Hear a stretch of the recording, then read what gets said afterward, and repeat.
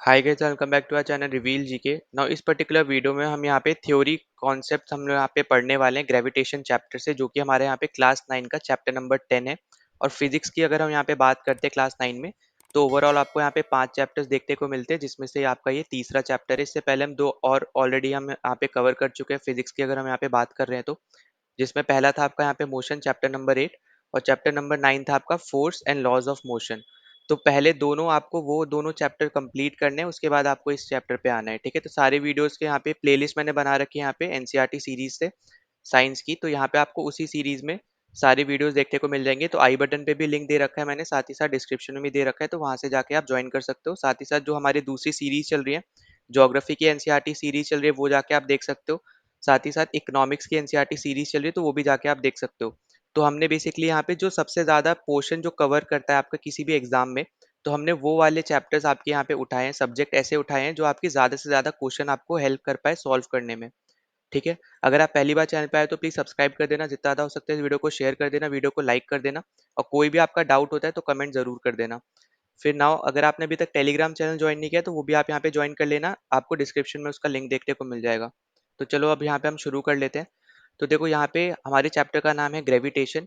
तो chapter number 8 और chapter number 9 में हमने यहाँ पे क्या क्या पढ़ा था। चैप्टर नंबर 8 में हमने पढ़ा था मोशन के बारे में, मोशन क्या होता है, मोशन आपके ऑब्जेक्ट्स के मोशन अलग अलग, जैसे सर्कुलर मोशन हमने पढ़ा था, स्ट्रेट लाइन वाला मोशन हमने पढ़ा था। तो डिफरेंट टाइप्स के हमने यहाँ पे बेसिकली मोशंस पढ़े थे। ठीक है, फिर चैप्टर नंबर 9 में हमने यहाँ पे क्या पढ़ा था, फोर्स पढ़ा था, और लॉज पढ़े थे मोशन के क्या क्या होते हैं। ठीक है, और साथ में हमने ये भी देखा था कि किस वजह से आपका यहाँ पे जो ऑब्जेक्ट होते हैं वो आपके मोशन में आते हैं। ठीक है, उसके पीछे का क्या रीजन है वो भी हमने यहाँ पे पिछले चैप्टर में अच्छे से डिस्कस किया है, तो आपको वो जरूर देख लेना है।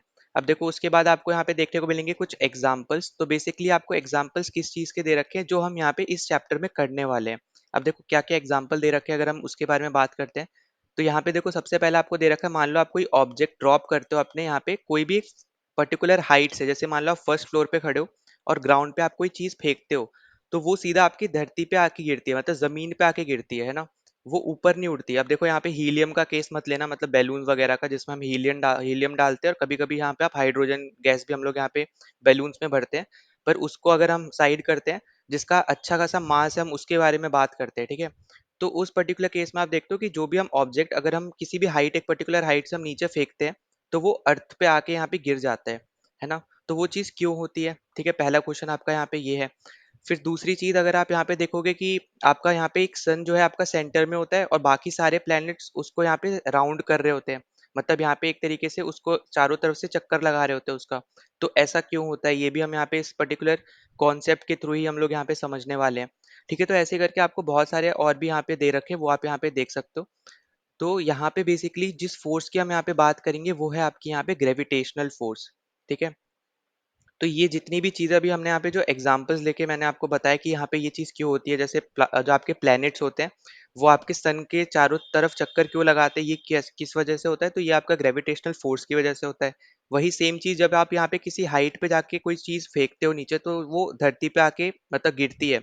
तो वो चीज़ किस वजह से होती है, वो भी आपके यहाँ पे ग्रेविटेशनल फोर्स की वजह से होती है। ठीक है, तो अब यहाँ पे ये होती क्या, हम यहाँ पे अभी धीरे धीरे सब कुछ पढ़ने वाले हैं। ठीक है, तो देखो हम यहाँ पे क्या क्या पढ़ेंगे। पहला हम लोग पढ़ेंगे कि ग्रेविटेशन क्या होता है। दूसरा आपका यूनिवर्सल लॉ ऑफ ग्रेविटेशन हम यहाँ पे पढ़ने वाले हैं। तीसरा कि हमारा जो ऑब्जेक्ट पे मोशन है, ठीक है, वो उसमें बेसिकली यहाँ पे ग्रेविटेशनल फोर्स क्या इन्फ्लुएंस डालती है, हम यहाँ पे ये भी देखेंगे। ठीक है, जो हमने यहाँ पे 9 चैप्टर में पढ़ा था यहाँ पे मोशन ऑफ एन ऑब्जेक्ट, तो उस पे ग्रेविटेशनल फोर्स क्या इन्फ्लुएंस डालती है, हम उसके बारे में पढ़ने वाले हैं। साथ ही साथ आपको यहाँ पे मैं एक और चीज क्लियर कर दूं कि मास और वेट, ठीक है, दोनों अलग चीज होती हैं। तो हम दोनों के बारे में यहाँ पे डिफरेंशिएशन हम यहाँ पे पढ़ने वाले हैं। साथ ही साथ दोनों का क्या क्या बेसिकली अलग अलग, जैसे हम प्लेसेस की बात करें, जैसे मान लो आप अर्थ पे हो और एक आप यहाँ पे मून पे हो, तो उस केस में यहाँ पे दोनों सिनेरियोज में मासेस क्या होंगे आपके, वेट क्या होगा आपका, तो वो भी सब हम अच्छे से यहाँ पे डिस्कस करने वाले हैं। ठीक है, साथ ही साथ आपके यहाँ पे फ्लोटिंग कंडीशन, जैसे आपने एक कॉन्सेप्ट पढ़ रखा होगा बायोएनसी, तो वो हम यहाँ पे इस चैप्टर में पढ़ेंगे। ठीक है, तो नाउ सबसे पहली चीज आपकी आ जाती है यहाँ पे ग्रेविटेशन की। तो देखो सबसे पहली चीज जो हमने यहाँ पे अभी बात करी थी कि आप कोई एक पर्टिकुलर हाइट से कोई भी ऑब्जेक्ट फेंकते हो तो वो नीचे आके धरती पे गिरता है ना। तो या फिर अगर आप ऐसे मान लो कि जैसे यहाँ पे हम ऐसा मान के चलते हैं, यहाँ पे आप खड़े हो, ठीक है, ये अर्थ है, ये आपके हाथ में बॉल है, आपने इतनी फोर्स लगाई, ठीक है। अब यहाँ पे फोर्स की वजह से ना हर एक ऑब्जेक्ट ना एक पर्टिकुलर हाइट पे जाएगा, मतलब जितनी ज्यादा फोर्स लगाओगे वो ऑब्जेक्ट उतना ज्यादा ऊपर जाएगा, ठीक है। ये चीज आपको यहाँ पे याद रखनी है कि फोर्स से ही आप यहाँ पे मैक्सिमम हाइट को फाइंड आउट करोगे, ठीक है।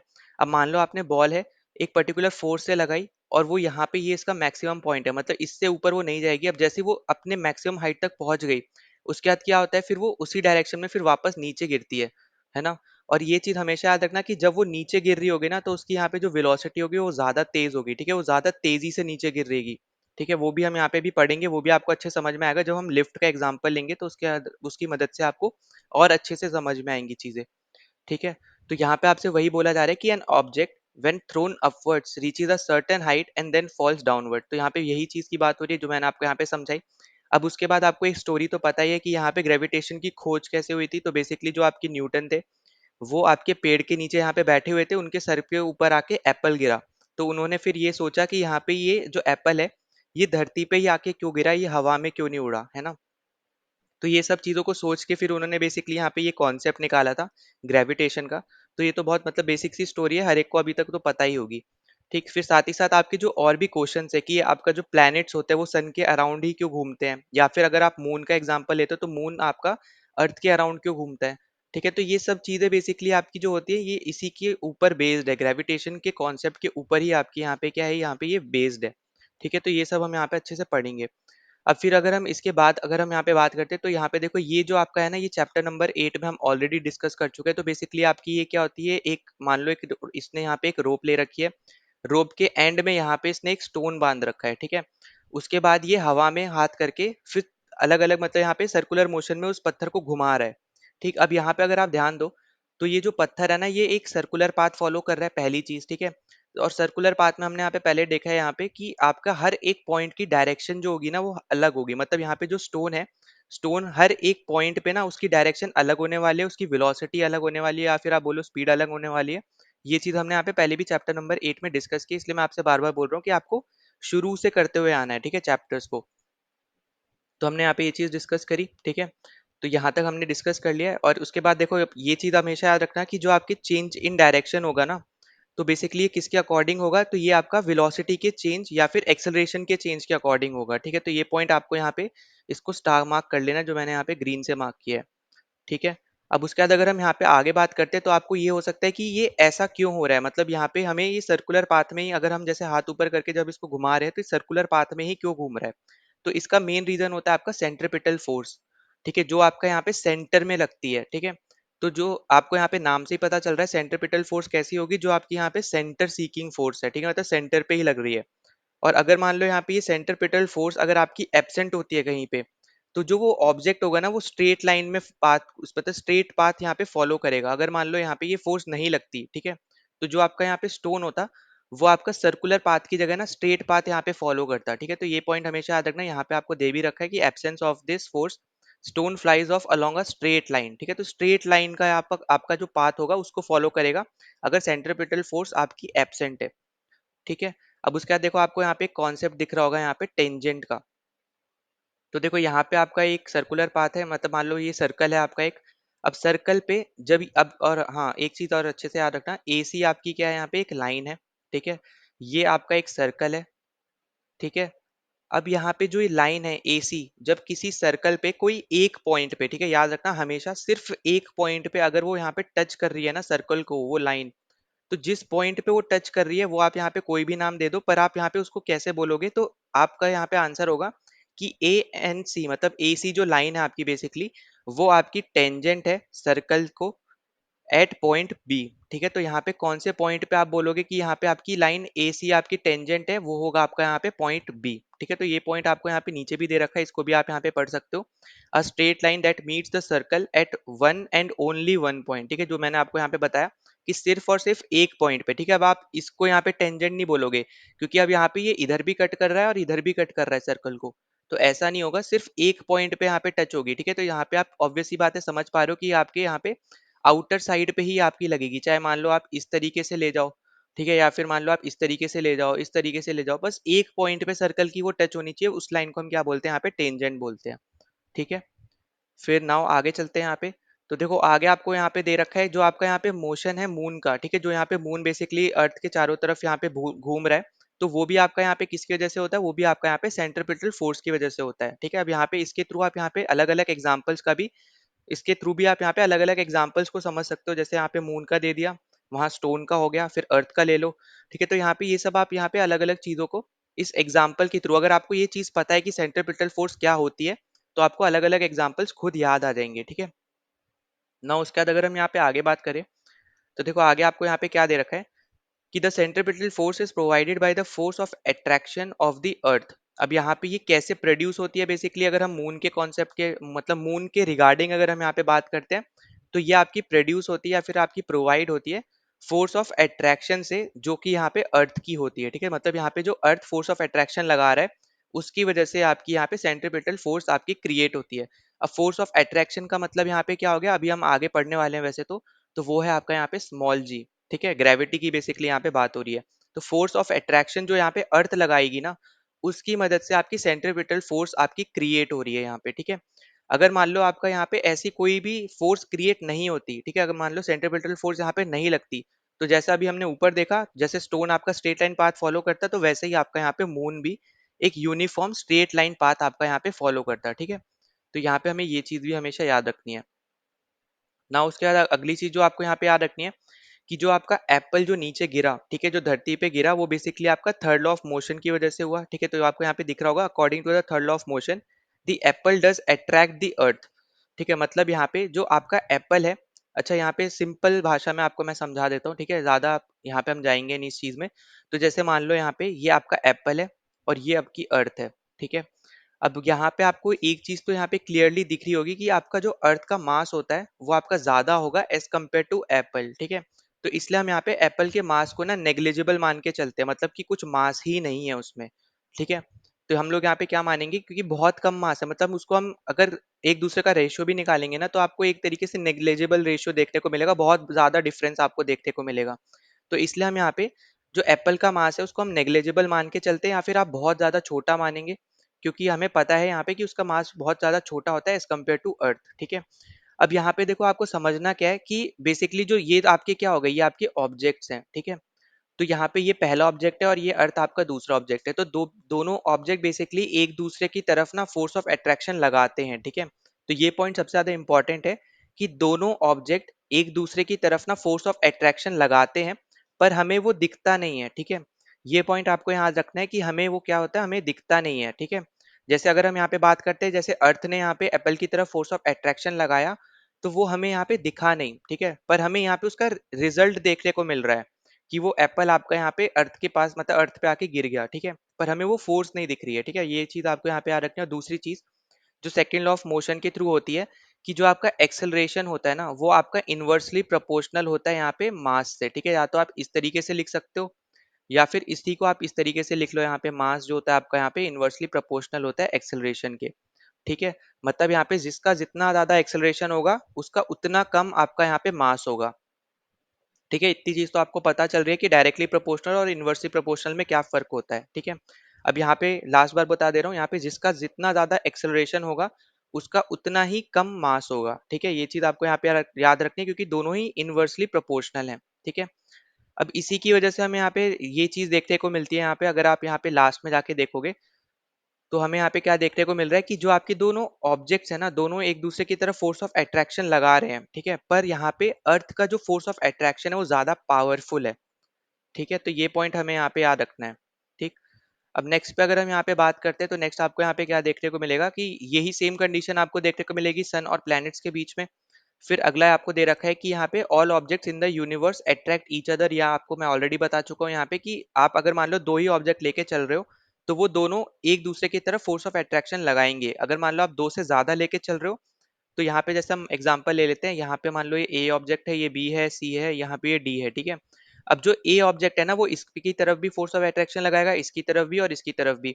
वैसे ही आपका जो सी है वो आपका ए की तरफ भी लगाएगा, डी की तरफ भी लगाएगा, बी की तरफ भी लगाएगा। मतलब यहाँ पे क्या कहने का मतलब क्या है यहाँ पे, कि हर एक ऑब्जेक्ट को आप यहाँ पे एग्जाम्पल ले लो, अगर आपके पास एक से ज्यादा ऑब्जेक्ट है, ठीक है, तो यहाँ पे वो जितने भी आपके पास ऑब्जेक्ट है वो हर एक के पास ना फोर्स ऑफ अट्रैक्शन वो यहाँ पे लगाएंगे दूसरे के ऊपर, ठीक है, आई होप कि आपको समझ में आ गया, और डाउट होता है तो कमेंट सेक्शन जरूर यहाँ पे आप रिप्लाई कर देना, ठीक है, कमेंट यहाँ पे मतलब डाउट पूछ लेना। फिर नेक्स्ट चीज आपको यहाँ पे दिख रही होगी, तो यहाँ पे जो फोर्स ऑफ अट्रैक्शन की हम यहाँ पे बात कर रहे हैं, उसको हम क्या बोलते हैं, ग्रेविटेशनल फोर्स बोलते हैं। ठीक है, तो ये पॉइंट आपको यहाँ पे बस याद रख लेना है, यहाँ पे कुछ भी ऐसा डिफिकल्ट नहीं याद रखना, जो जिसकी हम यहाँ पे बात कर रहे हैं फोर्स ऑफ अट्रैक्शन की, तो उसको हम यहाँ पे क्या बोलते हैं, ग्रेविटेशनल फोर्स बोलते हैं। ठीक। अब उसके बाद हम यहाँ पे बात करते हैं अगले टॉपिक की, जो है हमारा यहाँ पे यूनिवर्सल लॉ ऑफ ग्रेविटेशन। तो देखो यहाँ पे आपको ये दो ऑब्जेक्ट दे रखे हैं, ये क्या बेसिकली आपके यहाँ पे ये है आपके ऑब्जेक्ट्स। ठीक है, पहली चीज, इसका नाम इन्होंने दे दिया ए, ये है आपका यहाँ पे बी। ठीक है, अब यहाँ पे अगर हम देखते हैं तो ये और ये ऑब्जेक्ट आपस में कितने डिस्टेंस पे है, तो ये है आपस में डी डिस्टेंस पे। ठीक है, तो देखो जब भी हमें यहाँ पे फोर्स निकालना होगा ना, तो हम यहाँ पे ये फॉर्मूला यूज करेंगे, जहाँ पे कैपिटल एम इसका मास है और m इसका मास है। ठीक है, तो यहाँ पे m मतलब क्या है, यहाँ पे मास है। ठीक है, मास ऑफ एन ऑब्जेक्ट। तो यहाँ पे क्योंकि दो ऑब्जेक्ट है, इसलिए हमने यहाँ पे दो बार m लिखा है, और इसको डिफरेंशिएट करने के लिए हमने पहले वाले को कैपिटल M लिख दिया, पहले ऑब्जेक्ट के मास को, और दूसरे ऑब्जेक्ट के मास को हमने m लिख दिया, स्मॉल m। ठीक है, और अपॉन में अगर आप यहाँ पे देखोगे तो अपॉन में आपका हो जाता है यहाँ पे डी स्क्वायर, जो डिस्टेंस होगा इन दोनों ऑब्जेक्ट के बीच में उसका स्क्वायर। तो आप यहाँ पे बेसिकली किस तरीके से आप इसको पढ़ोगे, यहाँ पे आपको देखो देखने को मिल जाएगा कि every object in the universe attracts every other object with a force which is proportional to the product of their masses। ठीक है, यहाँ पे याद रखना, product of their masses वही m into m, and inversely proportional to square of the distance। ठीक है, inversely proportional to square of the distance between them, मतलब यहाँ पे जो डिस्टेंस है जो हमने यहाँ पे d लिया है उसके स्क्वायर से। और यहाँ पे वर्ड क्या याद रखना है आपको, यहाँ पे इनवर्सली है। इनवर्सली मतलब यहाँ पे नीचे चला जाएगा, ठीक है, अपॉन में आ जाएगा। अगर प्रोपोर्शनल होता तो जैसे मास है आपका प्रोडक्ट ऑफ मासेस, तो वो आपका ऊपर की तरफ है, क्योंकि वो डायरेक्टली प्रोपोर्शनल है। अब डायरेक्टली प्रोपोर्शनल मतलब यहाँ पे क्या होगा, अगर आप जितना फोर्स बढ़ाओगे उतना ही आपका यहाँ पे जो मास है, ठीक है, जो आपका प्रोडक्ट ऑफ मासेस है वो भी आपका बढ़ेगा। पर अगर हम यहाँ पे बात करते हैं फोर्स बढ़ाने की, और अगर हम यहाँ पे बात करें डिस्टेंस के रिस्पेक्ट में, ठीक है, डिस्टेंस के स्क्वायर के रिस्पेक्ट में, तो उस केस में आपका यहाँ पे जो डी स्क्वायर होगा वो आपका यहाँ पे कम होगा। ठीक है, क्योंकि आपका ये इनवर्सली प्रोपोर्शनल है। ठीक है, ये पॉइंट हमेशा याद रखना। ठीक। अब देखो यहाँ पे ये जो जी है ना, ये आपका हम लोग इसको क्या बोलते हैं, तो यहाँ पे देखो आपको नीचे ही दे रखा है, यहाँ पे इसको हम लोग बोलते हैं ग्रेविटेशनल कांस्टेंट। ठीक है, तो यहाँ पे अभी दिया नहीं है, नीचे और जाएंगे तो उसमें दिया होगा, तो अभी मैं आपको वो भी दिखा दूंगा, पर अभी अभी मैं आपको यहाँ पे बता दे रहा हूँ। तो जी जो आपका है यहाँ पे कैपिटल जी, ठीक है, यहाँ पे कंफ्यूज इसमें नहीं होना है कि स्मॉल जी और कैपिटल जी में। ठीक है, कैपिटल जी अलग चीज है, स्मॉल जी अलग चीज है। ठीक है, तो कैपिटल जी आपका क्या होता है, यहाँ पे ग्रेविटेशनल कांस्टेंट होता है, यूनिवर्सल ग्रेविटेशन कांस्टेंट। फिर एम एम आपको यहाँ पे मैं ऑलरेडी बता चुका हूँ, मास होता है, तो प्रोडक्ट ऑफ मास हो गया। ठीक है, दो ऑब्जेक्ट इन्होंने ले रखे हैं, तो एम इंटू एम हो गया। फिर डी स्क्वायर मतलब यहाँ पे डिस्टेंस हो गया यहाँ पे इन दोनों ऑब्जेक्ट्स के बीच का। तो फोर्स आपका क्या होगा, F equals to G into M upon D square. ये आपका यहाँ पे फॉर्मूला होता है, और सबसे ज्यादा इंपॉर्टेंट फॉर्मूला है, इसको आप जितना स्टार मार्क करो उतना आपके लिए यहाँ पे कम होगा ग्रेविटेशन के चैप्टर में। ठीक है, क्योंकि अगर आप यहाँ पे सीडीएस के एग्जांपल्स, अगर आप यहाँ पे पीवाईक्यूज देखते हो सीडीएस के, सीएपीएफ के, तो वहां पे आपको डायरेक्ट फॉर्मूला के ऊपर आपको इससे रिलेटेड क्वेश्चंस देखने को मिल जाएंगे। यहाँ तक कि अगर आप जैसे रेलवे का अगर आप कोई फॉर्म भरते हो जहाँ पे बेसिक्स फिजिक्स आती है, ठीक है, जैसे आप एएलपी दे रहे हो या कोई टेक्नीशियन का एग्जाम दे रहे हो, तो वहां पे भी ये कॉन्सेप्ट यूज होता है। ठीक है, मतलब यहाँ पे क्वेश्चंस आते हैं। उसी की तरह आपका यहाँ पे एसएससी में भी कभी कभी यहाँ पे आ जाते हैं। मैं एसएससी में नहीं, ये नहीं बोलूंगा कि हमेशा आते हैं, पर कभी कभी आ जाते हैं। पर हाँ, जो डिफेंस वाले पेपर है उनके लिए आपके लिए बहुत ज्यादा इंपॉर्टेंट चैप्टर है ये। ठीक है, क्योंकि आपको इसमें से क्वेश्चन देखने को बहुत ज्यादा इजीली मिल जाएगा। ठीक है, अब उसके बाद अगर हम यहाँ पे आगे बात करते हैं, तो यहाँ पे आपको दे ही रखा है यूनिवर्सल लॉ ऑफ ग्रेविटेशन के अकॉर्डिंग है। ठीक है, जो हमने अभी ऊपर बात की, तो बेसिकली हमने यहाँ पे क्या डिस्कस किया, अभी यहाँ पे जो मैंने आपको फॉर्मूला बताया, तो ये बेसिकली आपका यूनिवर्सल लॉ ऑफ ग्रेविटेशनल का फॉर्मूला है। ठीक है, जहाँ पे क्या हो रहा है कि आपका जो फोर्स है वो डायरेक्टली प्रोपोर्शनल है प्रोडक्ट ऑफ द मासेस पे, और इनवर्सली प्रोपोर्शनल है डिस्टेंस के स्क्वायर पे। ठीक है, तो ये पॉइंट आपको यहाँ पे याद रखना है। ठीक, फिर हम यहाँ पे आगे बात करते हैं। देखो यहाँ पे वही सेम चीज दे दी है, यहाँ पे डायरेक्टली प्रोपोर्शनल है, तो इन्होंने यहाँ पे डायरेक्टली प्रोपोर्शनल ऐसे करके लिख दिया। फिर इनवर्सली प्रोपोर्शनल है, यहाँ पे डिस्टेंस है, तो इस तरीके से लिख दिया। अब यहाँ पे आप ऑब्वियसली सीधी सी आप यहाँ पे पता कर सकते हो कि अगर आप यहाँ पे एफ बढ़ा रहे हो ना, तो उस केस में आपका डी स्क्वायर जो होगा आपका यहाँ पे डिक्रीज होगा। ठीक है, इससे ही आप यहाँ पे निकाल सकते हो ये सेम चीज है। ठीक, अब उसके बाद यहाँ पे इन्होंने बेसिकली यहाँ पे फॉर्मूला बनाया इस तरीके से, तो यहाँ पे ये फॉर्मूला बस आपको यहाँ पे याद रखना है कम्पिटेटिव एग्जाम्स के पॉइंट ऑफ व्यू से। और इसी को हम क्या बोलते हैं, यूनिवर्सल ग्रेविटेशनल कांस्टेंट बोलते हैं। ठीक है, तो ये पॉइंट भी आपको याद रखना है, और यहाँ पे ये भी याद रख लेना कि जी को हम लोग और किस नाम से जानते हैं, कांस्टेंट ऑफ प्रोपोर्शनैलिटी के नाम से हम लोग जानते हैं। ठीक है, तो यहाँ पे पर सबसे ज्यादा इंपॉर्टेंट आपका दूसरा वाला स्टेटमेंट है, यूनिवर्सल ग्रेविटेशनल कांस्टेंट। ठीक है, इसको आपको यहाँ पे नहीं भूलना है। अब अगर आप यहाँ पे देखो तो ये फॉर्मूला आपका कैसे बना, डी स्क्वायर उन्होंने यहाँ पे एफ से मल्टीप्लाई कर दिया, तो एफ इंटू डी स्क्वायर हो गया और जी एम इंटू एम हो गया। ठीक है, फिर यहाँ पे अब नेक्स्ट पे चलते हैं, तो नेक्स्ट में देखो आपको यहाँ पे आइजैक न्यूटन के बारे में बता रखा है, क्योंकि जो ग्रेविटेशन की खोज थी वो भी यहाँ पे आइजैक न्यूटन ने ही कर रखी है, तो इसलिए यहाँ पे इनके बारे में बताया है। और यहाँ पे एक चीज और याद रखना कि यहाँ पे जो कैपलर लॉज है ना, अलग अलग आपके यहाँ पे बेसिकली प्लैनेट किस तरीके से मूव कर रहे हैं उनके रिस्पेक्ट में यहाँ पे 3 लॉज बताए थे यहाँ पे कैपलर ने। तो उसका जो थर्ड लॉ है, ठीक है, उनका जो थर्ड लॉ है उसकी हेल्प से यहाँ पे न्यूटन ने ये चीजें यहाँ पे डिस्कवर की हैं। ठीक है, तो ये भी पॉइंट आपको यहाँ पे याद रखना है। तो देखो यहाँ पे क्या क्या रखना है कि एक तो यहाँ पे इन्होंने यूनिवर्सल लॉ ऑफ ग्रेविटेशन दिया, ग्रेविटेशन तो दिया ही है, साथ ही साथ इन्होंने मैथ्स में कैलकुलस यहाँ पे की, मतलब कैलकुलस की यहाँ पे खोज की है। अब देखो यहाँ पे पूरा पढ़ने की जरूरत नहीं है, क्योंकि आप यहाँ पे डिफेंस का पेपर दे रहे हो, आपको यहाँ पे चीजें पता होना चाहिए, कॉन्सेप्ट पता होना चाहिए, ठीक है, और किसने क्या इन्वेंट किया बस ये पता होना चाहिए, पर ऑटोबायोग्राफी जानने की आपको कोई जरूरत नहीं है इस चीज में। ठीक है, ऑटोबायोग्राफी या फिर बायोग्राफी जो भी आप बोल रहे हो यहाँ पे। उसके बाद यहाँ पे लॉज ऑफ मोशन जो हमने यहाँ पे पिछले चैप्टर में डिस्कस किए, 3 लॉ थे हमारे यहाँ पे मोशन के वो। ठीक है, इसके अलावा अगर आप यहाँ पे देखो तो आपको क्लियरली दे रखा है कि न्यूटन ने बेसिकली यहाँ पे जो प्रीवियस कॉन्ट्रीब्यूशंस थे, ठीक है, जैसे कैपलर का हो गया, गैलीलियो का हो गया, गैलीलियो हमने यहाँ पे पिछले वीडियो में डिस्कस किया था। ठीक है, तो इस तरीके से यहाँ पे जो उनके प्रीवियस यहाँ पे जो कॉन्ट्रीब्यूशन थे उसके हेल्प से यहाँ पे न्यूटन ने अपनी यहाँ पे थ्योरी लगाई थी। ठीक है, मतलब अपनी थ्योरी यहाँ पे बताई थी। तो ये पॉइंट बस आपको यहाँ पे याद रखने हैं। अब देखो यहाँ पे आपको क्या दे रखा है नेक्स्ट में, अगर हम यहाँ पे बात करते हैं तो देखो यहाँ पे मोशन ऑफ प्लैनेट्स को यहाँ पे किसने अच्छे से समझा है, तो यहाँ पे केपलर ने मोशन ऑफ प्लैनेट्स के ऊपर 3 लॉज बेसिकली यहाँ पे बताए हैं, हम वो यहाँ पे डिस्कस करने वाले हैं। ठीक है, तो यहाँ पे आपको ये तीनों लॉज दे रखे हैं। पहला लॉ आपका क्या बोलता है कि जो आपके यहाँ पे प्लैनेट्स हैं वो आपके एक ऑर्बिट में यहाँ पे राउंड करते हैं यहाँ पे सन को, और वो ऑर्बिट आपका कैसा होता है, वो आपका होता है एलिप्स का। ठीक है, मतलब अगर हम यहाँ पे मैं आपको ड्राइंग के साथ थोड़ा बता दे रहा हूँ, जैसे मान लो आपका यहाँ पे ये सन है, ठीक है, तो बेसिकली आपका कुछ इस तरीके का आपका यहाँ पे ये ऑर्बिट होता है जो एलिप्स फॉर्म का होगा। ठीक है, एलिप्स आपका एक शेप होता है। ठीक है, तो यहाँ पे क्या होगा, ये वाला जो एरिया होगा और ये वाला एरिया होगा। ठीक है, यहाँ पे आपको दूर दूर थोड़ा दिख रहा होगा, पर अगर हम यहाँ पे इसके रिस्पेक्ट में अगर हम यहाँ पे बात करते हैं तो यहाँ पे देखो फर्स्ट लॉ आपको बेसिकली क्या बोल रहा है कि ये जो ऑर्बिट है, मान लो ये प्लेनेट है, ठीक है, ये वाला एक प्लेनेट है, हम ऐसा मान ले रहे हैं, तो ये जो प्लेनेट है जो आपका यहाँ पे रिवॉल्व होगा ना, तो बेसिकली वो एक ऑर्बिट में रिवॉल्व हो रहा है जो कि आपका एलिप्स फॉर्म का है, जिसका फोकाई क्या है यहाँ पे सन है। ठीक है, सन आपका सेंटर है, इस तरीके से आप याद रख लो। ठीक है, तो यहाँ पे मैं लास्ट बार यहाँ पे एक और बार बना दे रहा हूँ हल्का सा। ठीक है, तो यहाँ पे हमने क्या एग्जांपल लिया, हमने यहाँ पे प्लेनेट का एग्जांपल लिया। ठीक है, तो ये पहला पॉइंट हो गया, ऑर्बिट पे आपका ये प्लेनेट रिवॉल्व करेगा और सन आपका यहाँ पे सेंटर पे है। अब देखो दूसरा आपका यहाँ पे क्या बोलता है, तो दूसरा अगर हम यहाँ पे बात करते हैं तो दूसरा आपका यहाँ पे बोलता है, जैसे यहाँ पे मैं बना ही दे रहा हूँ वापस से, तो देखो दूसरा आपका यहाँ पे क्या बोल रहा है, तो एक मान लो यहाँ पे ये है एक प्लेनेट, ठीक है, एक मान लो आप यहाँ पे एक के ऑर्बिट पे तो होगा नहीं ऑब्वियसली बात है, पर मैं आपको समझाने के लिए यहाँ पे बता रहा हूँ कि मान लो यही वाला प्लेनेट अगर यहाँ पे होता। ठीक है, पहले तो हम इसको पॉइंट से हम यहाँ पे डिस्कस कर लेते हैं ताकि आपको इजी रहे।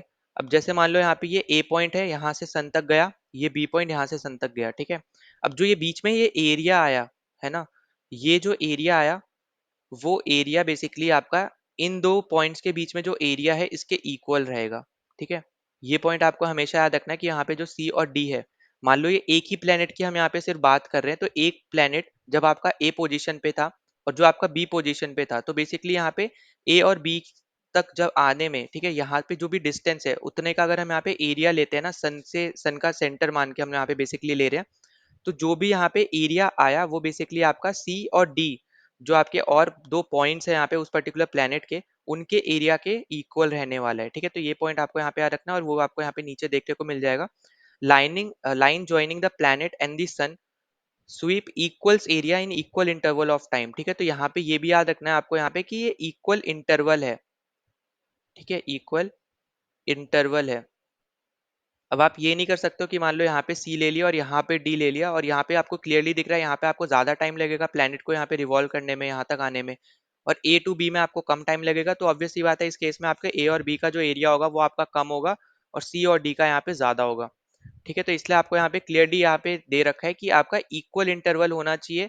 और उसी केस में अगर आप यहाँ पे देखोगे जब आप उन दोनों लाइंस को अपने सन के साथ यहाँ पे ज्वाइन करोगे, तो उस केस में जो आपका एरिया बनेगा ना इन दोनों एरियाज का, वो बेसिकली दोनों एरियाज आपके यहाँ पे इक्वल रहने वाले हैं। ठीक है, तो ये आपका था यहाँ पे सेकंड। तो ये आपको यहाँ पे मैंने समझा दिया। अगर कोई डाउट होता है तो प्लीज कमेंट कर देना जरूर, या फिर टेलीग्राम चैनल पे भी आप यहाँ पे अपना डाउट पूछ सकते हो, ठीक है। अब उसके बाद थर्ड की अगर हम यहाँ पे बात करते हैं, तो थर्ड वाला देखो आपको क्या बोलता है, the cube of the mean distance of a planet from the sun is proportional to the square of its orbital period T. जो आपका ऑर्बिटल पीरियड है यहाँ पे, जिसको हम यहाँ पे डिनोट किससे करते हैं, टी से डिनोट करते हैं, ठीक है। तो यहाँ पे बेसिकली आपसे बोल क्या रहा है, यहाँ पे जो आपका मीन डिस्टेंस है, यहाँ पे बेसिकली यहाँ पे प्लेनेट की बात हो रही है, तो यहाँ पे जो उसका मीन डिस्टेंस है उसका क्यूब जो होगा यहाँ पे, वो आपका डायरेक्टली प्रोपोर्शनल होगा ऑर्बिटल पीरियड के स्क्वायर से, ठीक है। तो यहाँ पे ये पॉइंट आपको हमेशा याद रख लेना, ये डायरेक्ट बस ये कॉन्सेप्ट बस आपको पता होना चाहिए, ठीक है। कि आपका जो मीन डिस्टेंस का क्यूब होगा वो आपका यहाँ पे डायरेक्टली प्रोपोर्शनल होने वाला है आपका ऑर्बिटल जो पीरियड होता है टी उससे, ठीक। अब उसके बाद अगर हम यहाँ पे आगे बात करते हैं, तो देखो आगे आपको वही सेम चीज दे रखी है। तो इन्होंने बेसिकली यहाँ पे प्लेनेटरी मोशन यहाँ पे समझा है, मतलब इसको क्या बोलते हैं हम, मोशन ऑफ प्लैनेट्स के नाम से हम लोग इसको जानते हैं, ठीक है। तो इन्होंने यहाँ पे प्लेनेटरी मोशन समझाया है, मतलब यहाँ पे मोशन ऑफ प्लैनेट को इन्होंने अच्छे से समझाया है, ठीक। अब उसके बाद ये देखो यहाँ पे आपको क्लियरली दे भी रखा है यहाँ पे कि Newton use the third law of Kepler to calculate the gravitational force of attraction, ठीक है। तो ये पॉइंट हमेशा याद रखना कि यहाँ पे जो न्यूटन है उन्होंने केपलर का जो थर्ड लॉ है, जो अभी हमने यहाँ पे डिस्कस किया कि मीन डिस्टेंस का क्यूब जो है आपका डायरेक्टली प्रोपोर्शनल होता है ऑर्बिटल पीरियड टी से।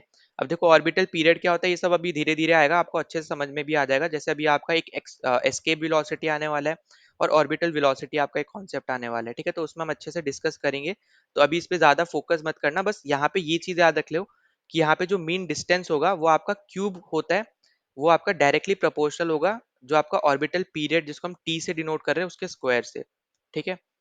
तो इसी की मदद से यहाँ पे बेसिकली इन्होंने यहाँ पे ग्रेविटेशनल फोर्स ऑफ अट्रैक्शन की यहाँ पे वैल्यू को कैलकुलेट किया है, ठीक है। अब यहाँ पे अगर हम आगे बात करते हैं, तो आगे अगर हम यहाँ पे देखते हैं तो इसकी एसआई यूनिट अगर हम यहाँ पे देखें, ठीक है, SI unit of capital G. तो कैपिटल जी की आपकी एसआई यूनिट क्या है यहाँ पे, तो यहाँ पे इसकी यूनिट है न्यूटन मीटर स्क्वायर पर केजी स्क्वायर, ठीक है। तो यहाँ पे ये चीज आपको यहाँ पे याद रखनी है। फिर अगली चीज यहाँ पे कि इसकी खोज किसने की थी, तो इसकी खोज की थी यहाँ पे, मतलब यहाँ पे जो वैल्यू है, ठीक है, मतलब खोज तो उन्होंने ही की है, पर यहाँ पे जो वैल्यू है, तो वैल्यू को यहाँ पे किसने फाइंड आउट किया है, वो है आपके यहाँ पे हेनरी केवेंडिश, ठीक है। तो यहाँ पे हेनरी केवेंडिश ने बेसिकली आपके यहाँ पे कैपिटल जी की वैल्यू फाइंड आउट करी है, और वो वैल्यू कितनी है यहाँ पे 6.6 6.673 इंटू 10⁻⁻11 न्यूटन मीटर स्क्वायर पर केजी स्क्वायर, ठीक है। तो यहाँ पे ये वैल्यू ऐसा जानने की आपको जरूरत पड़ेगी नहीं, क्योंकि यहाँ पे ये वैल्यू आपकी बेसिकली 9.8 जो मीटर पर सेकंड हम यहाँ पे पढ़ते हैं ना, जो कैपिटल मतलब जो स्मॉल जी की वैल्यू होती है, तो उसको निकालने के काम आती है। पर आपको बस एटलीस्ट ये चीज पता होना चाहिए, क्योंकि यहाँ पे आपको एनसीईआरटी में क्लियरली दे रखा है, इनका नाम भी दे रखा है, तो आपको ये भी पता होना चाहिए कि कैपिटल जी की वैल्यू किसने निकाली है और कितनी वैल्यू है, वो भी आपको यहाँ पे पता होना चाहिए इसलिए, ठीक है। फिर नेक्स्ट पे हम लोग यहाँ पे चलते हैं, तो यहाँ पे अगर हम देखते हैं the law of universal is the sense that it is applicable to all bodies whether the bodies are big or small, whether they are celestial or terrestrial।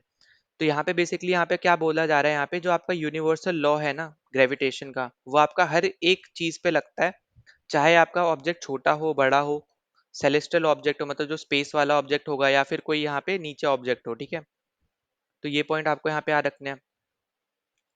फिर नेक्स्ट अगर हम यहाँ पे बात करते हैं यहाँ पे इनवर्स स्क्वायर की, तो देखो इनवर्स स्क्वायर बेसिकली आपका यहाँ पे क्या मतलब है कहने का, कि आपका जो एफ होता है ना, एफ मतलब यहाँ पे फोर्स हो गया, तो फोर्स जो होगा आपका वो इनवर्सली प्रोपोर्शनल होता है स्क्वायर ऑफ डी के, मतलब जो अभी हमने ऊपर डिस्कस भी किया था, जो हमने यहाँ पे देखा था ना जी एम एम अपॉन यहाँ पे था डी स्क्वायर, मतलब यहाँ पे डी क्या था, डिस्टेंस था दो प्लैनेट्स के बीच का। तो हमने यहाँ पे यही चीज देखी थी ना कि यहाँ पे जो आपका फोर्स होगा वो आपका इनवर्सली प्रोपोर्शनल है यहाँ पे डी स्क्वायर से, तो वही चीज आपको यहाँ पे दे भी रखी है। तो यहाँ पे आपको बेसिकली समझा रखा है कि इसका मतलब क्या है। तो इसका देखो अगर आप यहाँ पे देखोगे, if D gets bigger by the factor of 6, अगर आपका जो डी है वो आपका यहाँ पे बड़ा होता है 6 के फैक्टर से, तो जो आपका एफ होगा ना वो 1/36 हो जाएगा। इसका मतलब क्या, अगर मान लो आपका जो डी है अगर वो 6 है, तो जो आपका एफ आएगा ना वो आएगा आपका 1/36। अगर हम यहाँ पे बस इसके केस में अगर हम यहाँ पे बात कर रहे हैं, ठीक है, इस तरीके से, हम कंप्लीट फॉर्मूला लेके नहीं चल रहे हैं अभी, हम इस केस में यहाँ पे बात कर रहे हैं समझाने के लिए। तो अगर आपका जो डी है अगर वो 6 है, तो उस केस में आपका जो एफ आएगा वो 1/36 आएगा। ऑब्वियसली बात है 6 का स्क्वायर 36 करोगे तो यहाँ पे 36 ही आएगा और 1/36 आएगा, ठीक है। नाउ फिर आगे आपको एक एग्जांपल दे रखा है, तो एग्जांपल में देखो आपको क्या दे रखा है, द मास ऑफ द अर्थ, ये अर्थ का मास दे रखा है और यहाँ पे ये आपको मून का मास दे रखा है। फिर आगे आपको दे रखा है if the distance between the earth and moon, ठीक है, तो अब आपको यहाँ पे ये डी दे दिया, ये हम मान लेते हैं कैपिटल एम और ये हम मान लेते हैं स्मॉल एम, ठीक है। फिर calculate the force exerted by the earth on the moon, और फिर साथ में आपको यहाँ पे कैपिटल जी भी दे दिया। तो बेसिकली आपको सारी वैल्यूज दे रखी है। अब आपको यहाँ पे फॉर्मूला क्या लगाना है, F equals to capital G capital M into M upon D square, ठीक है। तो बस आप यहाँ पे ये फॉर्मूला लगाओ, डायरेक्टली यहाँ पे वैल्यूज पुट करो, आपको यहाँ पे आंसर भी मिल जाएगा। तो यहाँ पे आप आंसर देख सकते हो, ठीक है, ये आप कैलकुलेट कर लेना। डायरेक्ट फॉर्मूला बेस्ड क्वेश्चन है। अब बाकी आपका यहाँ पे जो क्वेश्चन हम अगले वीडियो में यहाँ पे सॉल्व करेंगे, जैसा हम अभी तक करते आ रहे हैं, उसमें सारे आपको एनसीईआरटी क्वेश्चंस मैं करा दूंगा, साथ ही साथ पीवाईक्यूज करा दूंगा, जो भी आपके इस चैप्टर से रिलेटेड आए होंगे, ठीक है। तो इस वीडियो में हम सिर्फ और सिर्फ थ्योरी और एग्जाम्पल जो आपको बीच में दे रखे हैं, हम उन पे फोकस करने वाले हैं। अब उसका बाद अगला टॉपिक यहाँ पे आपका आ जाता है importance of the universal law of gravitation. Basically आपका ये कहाँ कहाँ आपको देखने को मिलता है, इसके बारे में आपको यहाँ पे बता रखा है। तो देखो, सबसे पहली चीज कि force that binds us to the earth. अब किस तरीके से हम अर्थ पे रह रहे हैं हम, क्योंकि बेसिकली हम यहाँ पे जब भी आपकी अर्थ है वो रिवॉल्व कर रही है, तो हम यहाँ पे गिर क्यों नहीं रहे हैं, ठीक है। हम यहाँ पे क्यों हवा में नहीं उड़ रहे हैं, हम क्यों हमेशा मतलब हम जमीन पे चल पा रहे हैं। तो ये आपका यहाँ पे एक फोर्स यूज हो रहा है, ठीक है, उसके बारे में आपको यहाँ पे पता चल रहा है इससे ही। साथ ही साथ जो आपका यहाँ पे मोशन ऑफ मून है, जो अर्थ के अराउंड यहाँ पे जिस तरीके से बेसिकली यहाँ पे आपका मून रिवॉल्व कर रहा है, उसके बारे में यहाँ पे बात हो रही है। फिर आपका यहाँ पे जो सन के अराउंड आपका अर्थ मूव कर रहा है या फिर आपके दूसरे प्लैनेट्स मूव कर रहे हैं, उसके बारे में यहाँ पे बात हो रही है। तो वो भी आपका इसी कॉन्सेप्ट की वजह से आपका हो पाता है।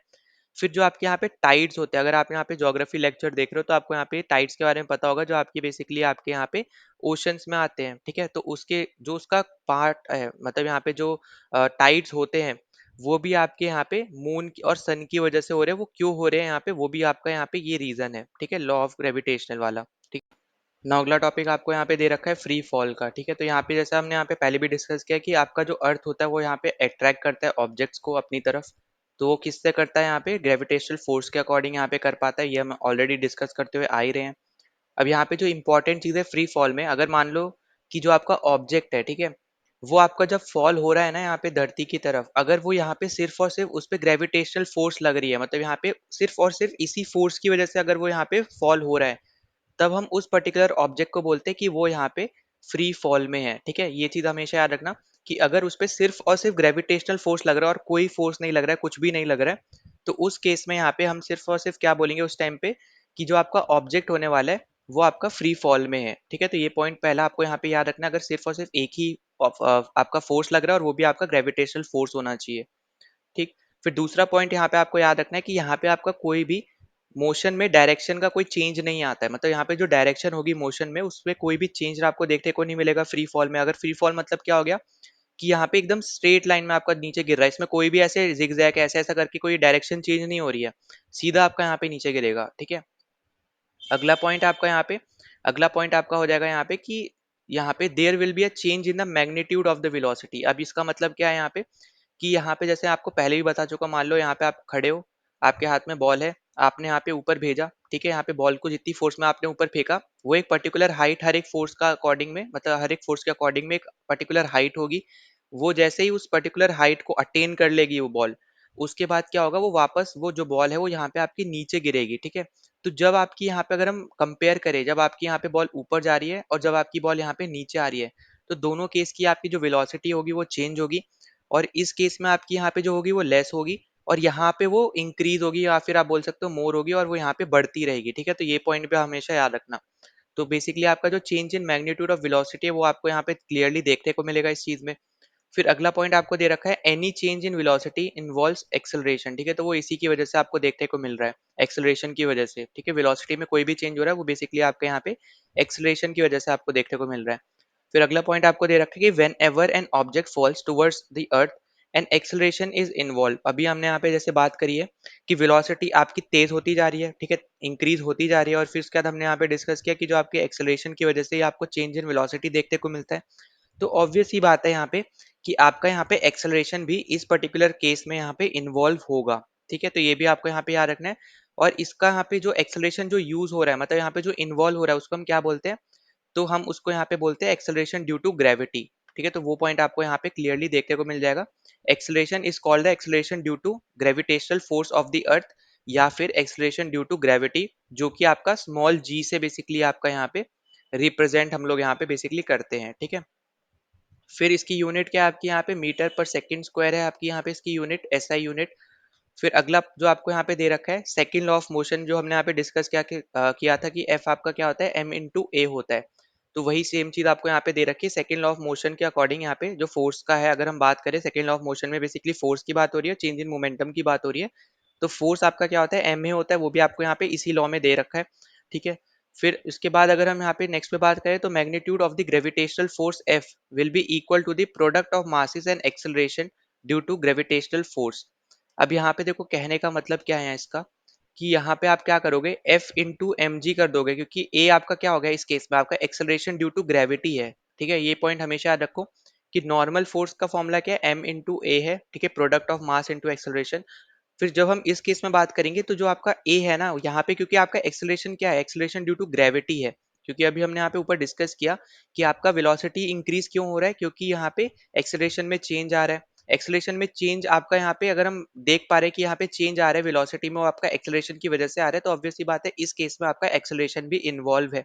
और कौन से टाइप का एक्सेलरेशन इन्वॉल्व है, तो हम उसको बोलते हैं एक्सेलरेशन ड्यू टू ग्रेविटी, जिसको हम स्मॉल जी से रिप्रेजेंट करते हैं। तो इसका मतलब यहाँ पे सिंपली क्या है यहाँ पे, कि आपका एफ जो होगा वो यहाँ पे एम जी हो जाएगा, ठीक है। ये पॉइंट हमेशा याद रखना। तो अब हम यहाँ पे क्या करेंगे कि जो हमने अभी ऊपर जो फॉर्मूला पढ़ा, G into M upon D square, इसको इक्वल रख देंगे हम यहाँ पे एम जी के, ठीक है। जिसकी मदद से हमें यहाँ पे स्मॉल जी की वैल्यू मिल जाएगी। तो हमें यहाँ पे क्या देखने को मिल रहा है कि एम और एम आपका यहाँ पे कैंसिल हो जाएगा। तो स्मॉल जी की वैल्यू आ जाएगी capital G into M upon D square, ठीक है। तो ये फॉर्मूला भी आपको यहाँ पे इसको स्टार मार्क कर लो, ये भी आपको यहाँ पे याद रखना है कि स्मॉल जी का जो फॉर्मूला होता है यहाँ पे वो क्या होता है, ठीक है। अब देखो यहाँ पे एक और जो यहाँ पे इंपॉर्टेंट चीज है, कि यहाँ पे जो आपका स्मॉल जी आ रहा है ना, ये आपके अर्थ के मास के अकॉर्डिंग आ रहा है। तो यहाँ पे कैपिटल एम जो है यहाँ पे, वो आपका यहाँ पे क्या होने वाला है, मास ऑफ द अर्थ होने वाला है। डी आपका डिस्टेंस है यहाँ पे, ठीक है, ऑब्जेक्ट और अर्थ के बीच में जो भी आप यहाँ पे ले रहे हो। फिर अगला पॉइंट जो आपका यहाँ पे होने वाला है, कि यहाँ पे आपको जो दे भी रखा है कि object be on a near the surface of the earth, the distance d will be equal to R, ठीक है। अगर मान लो आपका जो ऑब्जेक्ट है, अगर वो यहाँ पे अर्थ पे है या फिर अर्थ के सरफेस के पास है, तो उस केस में जो आपका यहाँ पे डी होगा ना, वो आपका आर के इक्वल होगा, ठीक है। जो आर क्या हो गया, मतलब रेडियस ऑफ अर्थ हो गया, ठीक है। आर मतलब क्या हो गया यहाँ पे, रेडियस ऑफ अर्थ हो गया। अगर आपका कोई भी ऑब्जेक्ट अर्थ के सरफेस पे है या फिर अर्थ के सराउंड में, मतलब बहुत ज्यादा पास में है, तो उस केस में जो आपका डी होगा, मतलब जो डिस्टेंस होगा ना दो ऑब्जेक्ट के बीच का, वो आपका इक्वल रहेगा रेडियस ऑफ अर्थ से, ठीक है। तो ये पॉइंट हमेशा याद रखना। तो इसके अकॉर्डिंग भी अगर आप यहाँ पे देखोगे, तो इसका मतलब यहाँ पे क्या बन जाएगा, डी स्क्वायर की जगह आप यहाँ पे आर पुट करोगे, मतलब डी की जगह आप बेसिकली यहाँ पे आर पुट कर दोगे। तो क्योंकि डी स्क्वायर था, तो वो आपका बन जाएगा यहाँ पे आर स्क्वायर, ठीक है। तो आई होप कि आपको ये इतनी चीजें तो क्लियरली समझ में आ रही हैं, ठीक है। अब नेक्स्ट चीज देखो, आपको यहाँ पे क्या दे रखा है, कि radius of the earth increases from the pole to the equator, ठीक है। क्योंकि हमें यहाँ पे पता है कि हमारी जो अर्थ है वो परफेक्ट स्पेयर नहीं है, मतलब यहाँ पे एकदम 3D स्ट्रक्चर जो होता है आपका यहाँ पे, बेसिकली उसको क्या बोलते हैं, हम स्पेयर बोलते हैं। जो आपका सर्कल का 3D आप बोल लो, एक तरीके से सर्कल आपका 2D हो जाएगा। तो एकदम सर्कुलर जो होगा वो आपका स्पेयर होता है 3D में। पर हमारा जो अर्थ है वो एकदम सर्कुलर नहीं है, हमारा एक टाइप से थोड़ा इलिप्स वाला फॉर्म का है थोड़ा, ठीक है, या फिर इलिप्टिकल बोल लो आप। तो अलग थोड़ा फॉर्म है उसका, एकदम सर्कुलर नहीं है। तो इसलिए हमें यहाँ पे क्या देखने को मिलता है, यहाँ पे आपको जैसे पता होगा कि आपका इक्वेटर आपका इस तरफ के आता है, और ये आपका यहाँ पे क्या है, यहाँ पे ये है पोल। तो जो आपका रेडियस होगा अर्थ का, वो आपका यहाँ पे इंक्रीज करेगा पोल से, जब हम आएंगे इक्वेटर की तरफ, ठीक है। ऑब्वियस सी बात है, यहाँ पे रेडियस कम हो रहा है, यहाँ पे फिर धीरे धीरे बढ़ रहा है। अगर आप यहाँ पे देखते हुए भी चल रहे हो, तो आपको यहाँ पे क्लियरली पता ही चल रहा है, ठीक है। तो आपका सबसे ज्यादा रेडियस होगा यहाँ पे ये बीच में, जब हम यहाँ पे आएंगे, जो है आपका यहाँ पे इक्वेटर। तो जैसे हम इक्वेटर से फिर पोल की तरफ जाएंगे, तो आपका रेडियस ऑफ अर्थ आपका वापस से डिक्रीज होने लग जाएगा, ठीक है। तो बेसिक सा आपका यहाँ पे चीज थी यहाँ पे। अब इसी में अगर आप हम आगे बात करते हैं, तो देखो जो आपका यहाँ पे जी है ना, वो आपका बेसिकली ज्यादातर आपका यहाँ पे, अगर हम अर्थ के रिस्पेक्ट में बात करते हैं, तो वो आपका यहाँ पे एक तरीके से हम यहाँ पे वैल्यू निकालेंगे अभी आगे, जो आपकी होती है 9.8 मीटर पर सेकंड स्क्वायर, ठीक है। यहाँ पे ये आपकी वैल्यू है। तो ये वैल्यू आप यहाँ पे कैसे निकालते हो, जो अभी मैंने आपको यहाँ पे फॉर्मुला बताया था ना, जो इंपॉर्टेंट है, उसी की मदद से हम यहाँ पे निकालते हैं। तो देखो जी की वैल्यू हमें पता है, हमारे यहाँ पे जो हेनरी थे, ठीक है, हेनरी ने यहाँ पे फाइंड आउट करी थी 6.7 इंटू 10⁻11 न्यूटन मीटर स्क्वायर पर केजी स्क्वायर। इसी को हम यहाँ पे पुट करेंगे, एम की वैल्यू हमें यहाँ पे ऊपर दे रखी है, यहाँ पे जो मास ऑफ अर्थ है। फिर हमें यहाँ पे आर की भी वैल्यू दे रखी है 6.4 इंटू 10⁻6 मीटर स्क्वायर, ठीक है? तो यहाँ पे मतलब कंप्लीट स्क्वायर हो जाएगा, क्योंकि ऑब्वियस सी बात है यहाँ पे मीटर होती है, तो यहाँ पे कंप्लीट स्क्वायर हो जाएगा क्योंकि आर स्क्वायर होता है हमारा यहाँ पे अपॉन में। तो इसको जब हम सॉल्व करेंगे तो हमारे पास वैल्यू आएगी 9.8 मीटर पर सेकंड स्क्वायर, ठीक है। तो ये बेसिकली आपकी किसकी वैल्यू होती है? ये आपकी वैल्यू होती है स्मॉल जी की, एक्सीलरेशन ड्यू टू ग्रेविटी की। तो हम बेसिकली ज्यादातर ना हम लोग यहाँ पे या तो 9.8 ले लेते हैं, या फिर मान लो अगर आपको नहीं दे रखी है तो आपको 9.8 लेना है, ठीक है। अगर आपको कहीं पे बोल देता है कि राउंड ऑफ करके अगर लेना है आपको, तो उस केस में अब हम यहाँ पे इजी करने के लिए अपने कैलकुलेशंस को हम यहाँ पे 10 ले लेते हैं, ठीक है। तो 9.8 या फिर 10, पर हमेशा याद रखना, हमेशा हमें यहाँ पे 9.8 लेनी है। पर अगर वो यहाँ पे बोल देता है अप्रॉक्स वैल्यू, ठीक है, मतलब आप इसकी अप्रॉक्स वैल्यू बता दो या फिर कुछ बता दो, तो उस केस में यहाँ पे हम 10 लेके भी सॉल्व कर सकते हैं, ठीक है। पर यहाँ पे आपके लिए अच्छा होगा कि अगर आपको यहाँ पे एग्जैक्ट वैल्यू अगर इसकी पता है तो आपके लिए ज्यादा इजी रहेगा यहाँ पे सॉल्व करना, जो है यहाँ पे 9.8 मीटर पर सेकेंड स्क्वायर, ठीक है। तो हमने यहाँ पे ये वाला टॉपिक भी कर लिया, ठीक है। फिर हम नेक्स्ट टॉपिक पे चलते हैं, जो कि हमारा यहाँ पे है motion of objects under the influence of gravitational force. तो आपका बेसिकली हमने यहाँ पे पहले डिस्कस किया, यहाँ पे सेकंड जो हमने यहाँ पे फिजिक्स का जो सेकंड चैप्टर किया था, मतलब यहाँ पे इस बुक का जो आपका 9th चैप्टर था, जो हमने किया था force and laws of motion. तो हमने यहाँ पे अच्छे से डिस्कस किया था कि आपका जो मोशन होता है वो किसकी वजह से होता है, ठीक है। तो यहाँ पे उसी के ऊपर बात हो रही है बेसिकली, जो आपका मोशन होगा ऑब्जेक्ट का, तो उस पे ग्रेविटेशनल फोर्स का क्या इम्पैक्ट होगा, क्या इन्फ्लुएंस होगा, उसके बारे में अब हम यहाँ पे डिस्कस करने वाले हैं इस टॉपिक के अंदर, ठीक है। तो देखो, सबसे पहली चीज अगर हम यहाँ पे बात करते हैं तो object experiences acceleration during free fall. ये हम अभी ऊपर ऊपर डिस्कस करके भी आए हैं यहाँ पे, कि जब भी आपका ऑब्जेक्ट कोई फ्री फॉल का ऑब्जेक्ट होगा, फ्री फॉल कर रहा होगा, तो उस केस में आपकी जो वेलोसिटी है वो यहाँ पे इंक्रीज होती रहेगी। और आपको यहाँ पे चेंज इन वेलोसिटी क्यों देखने को मिल रहा है? क्योंकि यहाँ पे एक्सेलरेशन इन्वॉल्व हो रहा है, ठीक है। तो इसलिए आपको यहाँ पे क्लियरली देखने को मिल रहा है कि आपका जो ऑब्जेक्ट है उसको यहाँ पे एक्सपीरियंस करना पड़ रहा है एक्सेलरेशन, जो कि आपका क्या था यहाँ पे? एक्सेलरेशन ड्यू टू ग्रेविटी था, ठीक है। तो इस यहाँ पे इसलिए आपको बोला जा रहा है कि object experiences acceleration during free fall, ठीक। फिर नेक्स्ट आपको देखो क्या दे रखा है, this acceleration experience by object is independent of its mass. अब ये पॉइंट आपको यहाँ पे याद रखना है कि जो ये एक्सेलरेशन यहाँ पे इस पर्टिकुलर ऑब्जेक्ट ने एक्सपीरियंस किया, ठीक है, कोई भी ऑब्जेक्ट ले लो आप, तो जो भी यहाँ पे उसने एक्सपीरियंस किया वो आपका इंडिपेंडेंट होने वाला है उस ऑब्जेक्ट के मास से, ठीक है। तो ये पॉइंट हमेशा याद रखना कि उसका कितना कोई भी मास हो, हमें उससे कोई फर्क नहीं पड़ रहा है। आपका यहाँ पे जो जो स्मॉल जी की वैल्यू है, बेसिकली जो आपका यहाँ पे एक्सेलरेशन है, उसका यहाँ पे कोई भी डायरेक्ट इम्पैक्ट नहीं पड़ेगा मास के अकॉर्डिंग, ठीक है।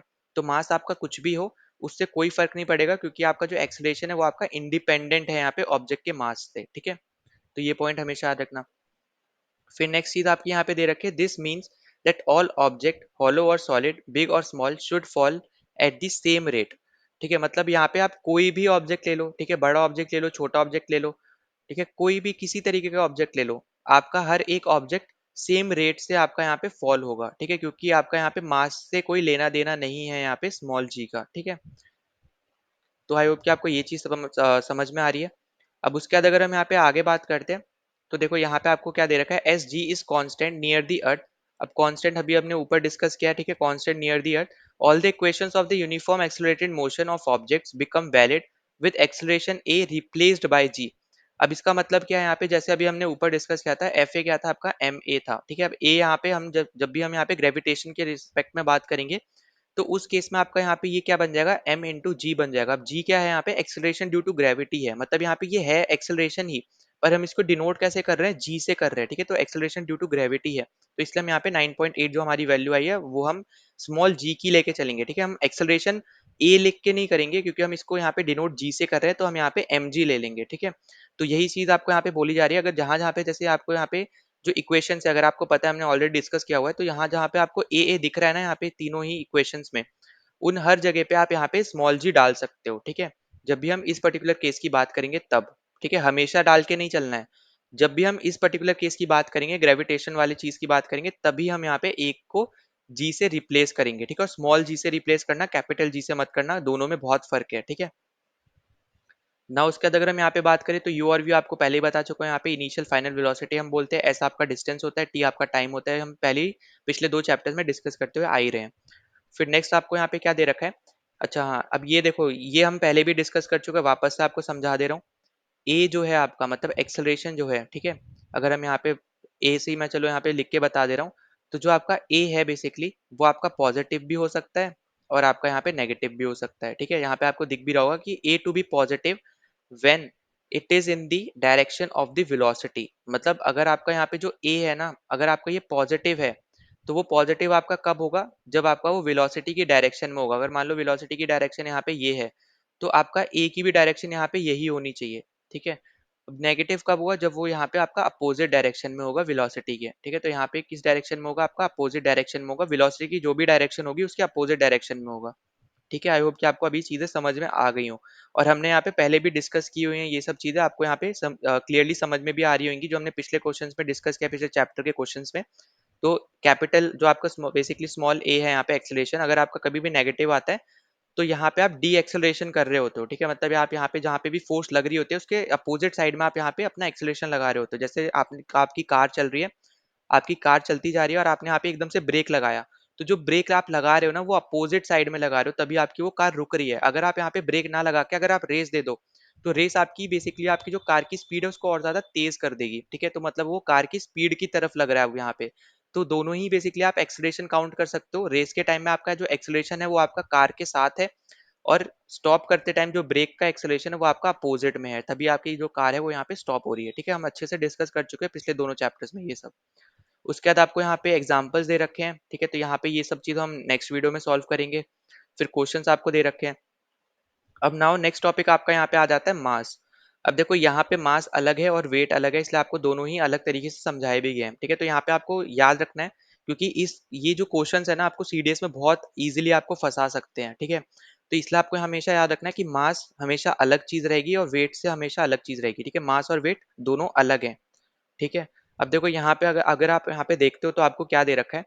तो हमने यहाँ पे लॉ ऑफ इनर्शिया जब पढ़ा था, फर्स्ट लॉ ऑफ मोशन जब हमने पढ़ा था, जिसको हम लॉ ऑफ इनर्शिया बोलते हैं, तो उसमें हमने यहाँ पे पढ़ रखा है कि जो आपका मास ऑफ एन ऑब्जेक्ट होता है वो आप यहाँ पे मेजर करते हो इनर्शिया से। मतलब इसका कहने का क्या है, जितना ज्यादा आपका यहाँ पे मास होगा, ठीक है, मान लो आपका यहाँ पे जो भी मास है, तो जितना ज्यादा आपका यहाँ पे मास होगा उतना ही आपका यहाँ पे इनर्शिया होगा। ये हम पिछले चैप्टर्स में डिस्कस करते हुए आ रहे हैं। तो बेसिकली आपका यहाँ पे जो मास होता है वो डायरेक्टली प्रोपोर्शनल है यहाँ पे इनर्शिया से, ठीक है। तो इसलिए यहाँ पे आपसे बोला भी जा रहा है कि mass of an object is the measure of its inertia, ठीक है। इसलिए यहाँ पे आपसे ये चीज बोली जा रही है। और यहाँ पे देखो आपको क्लियरली दे भी दिया कि greater the mass greater the inertia, मतलब जितना ज्यादा मास उतना ज्यादा इनर्शिया, जितना कम मास उतना कम आपका इनर्शिया, ठीक है। फिर नेक्स्ट देखो आपको क्या बोल रहा है कि it remains the same whether the object is on the earth, the moon और इवन द आउटर स्पेस। अब देखो यही आपका सबसे बड़ा डिफरेंस है मास और वेट के बीच में, ठीक है। अब देखो यहाँ पे क्या याद रखना है आपको, कि मास की जब भी हम यहाँ पे बात करें, अगर मान लो आपसे कोई भी क्वेश्चन मास के बारे में पूछता है, जैसे एग्जाम्पल के तौर पे अगर हम यहाँ पे देखते हैं, ये मान लो आपकी अर्थ है, ठीक है। हम यहाँ पे एग्जाम्पल लेके चल रहे हैं, ये आपकी अर्थ है, ये आपका यहाँ पे मून है, ठीक है। अगर हम यहाँ पे आपसे क्वेश्चन पूछता है कि मान लो यहाँ पे एक इंसान है, इसका यहाँ पे जो मास है ना वो आपका यहाँ पे 40 kg है, ठीक है। हम एग्जाम्पल ले रहे हैं, ठीक है, याद रखना। हम एक तरीके से हम यहाँ पे एक वैल्यू मैं आपको बस दे दे रहा हूँ आपको, ताकि आइडिया लग जाए। अगर अब आपसे यहाँ पे ये पूछा जाता है कि मून पे इसका मास कितना होगा, तो वो भी आपका यहाँ पे आंसर क्या आने वाला है, 40 kg ही आने वाला है, ठीक है। यहाँ पे आपको क्लियरली देखने को मिल जाएगा यहाँ पे, इसलिए मैंने स्टार मार्क किया, इसको अच्छे से नोट बना लो कि जो आपका मास होगा ना, चाहे आपका कितना भी मास हो, ठीक है, चाहे आपका अर्थ पे कोई भी मास हो, वो आपका सेम रहने वाला है हर एक जगह पे, ठीक है। ये हमेशा याद रखना, क्योंकि वेट के कॉन्सेप्ट में आपको ये चीज देखने को नहीं मिलेगी, वेट आपका अलग जगह पे अलग आएगा, ठीक है। क्योंकि यहाँ पे जो उसका फॉर्मूला होगा वो हम अभी डिस्कस करेंगे, तो वो आपको समझ में भी आ जाएगा, एम जी जो उसका फॉर्मूला आएगा, ठीक है। तो क्योंकि वहाँ पे वो जी के ऊपर डिपेंड कर रहा है बेसिकली, ठीक है। पर यहाँ पे क्या हो रहा है, मास का, मास में आपका कोई कितना भी मास हो, कहीं पे भी आप खड़े हो, चाहे अर्थ पे खड़े हो, मून पे खड़े हो, ठीक है, यूनिवर्स में खड़े हो, कहीं पे कोई भी पॉइंट पे खड़े हो यूनिवर्स के, आपका मास हमेशा कांस्टेंट रहने वाला है। सिर्फ वो एक वैल्यू जो आपके मास की है वो वही रहेगी, कहीं भी चेंज नहीं होगी, ठीक है। बार बार मैं बोल रहा हूँ, याद रखना इस चीज को। फिर नेक्स्ट आपको यहाँ पे इसलिए बोल रखा है कि जो मास होता है आपका यहाँ पे कांस्टेंट होता है, क्योंकि वो चेंज ही नहीं होगा, जो आपकी एक वैल्यू है वही वो सेम वैल्यू रहने वाली है हर तरफ से, ठीक है।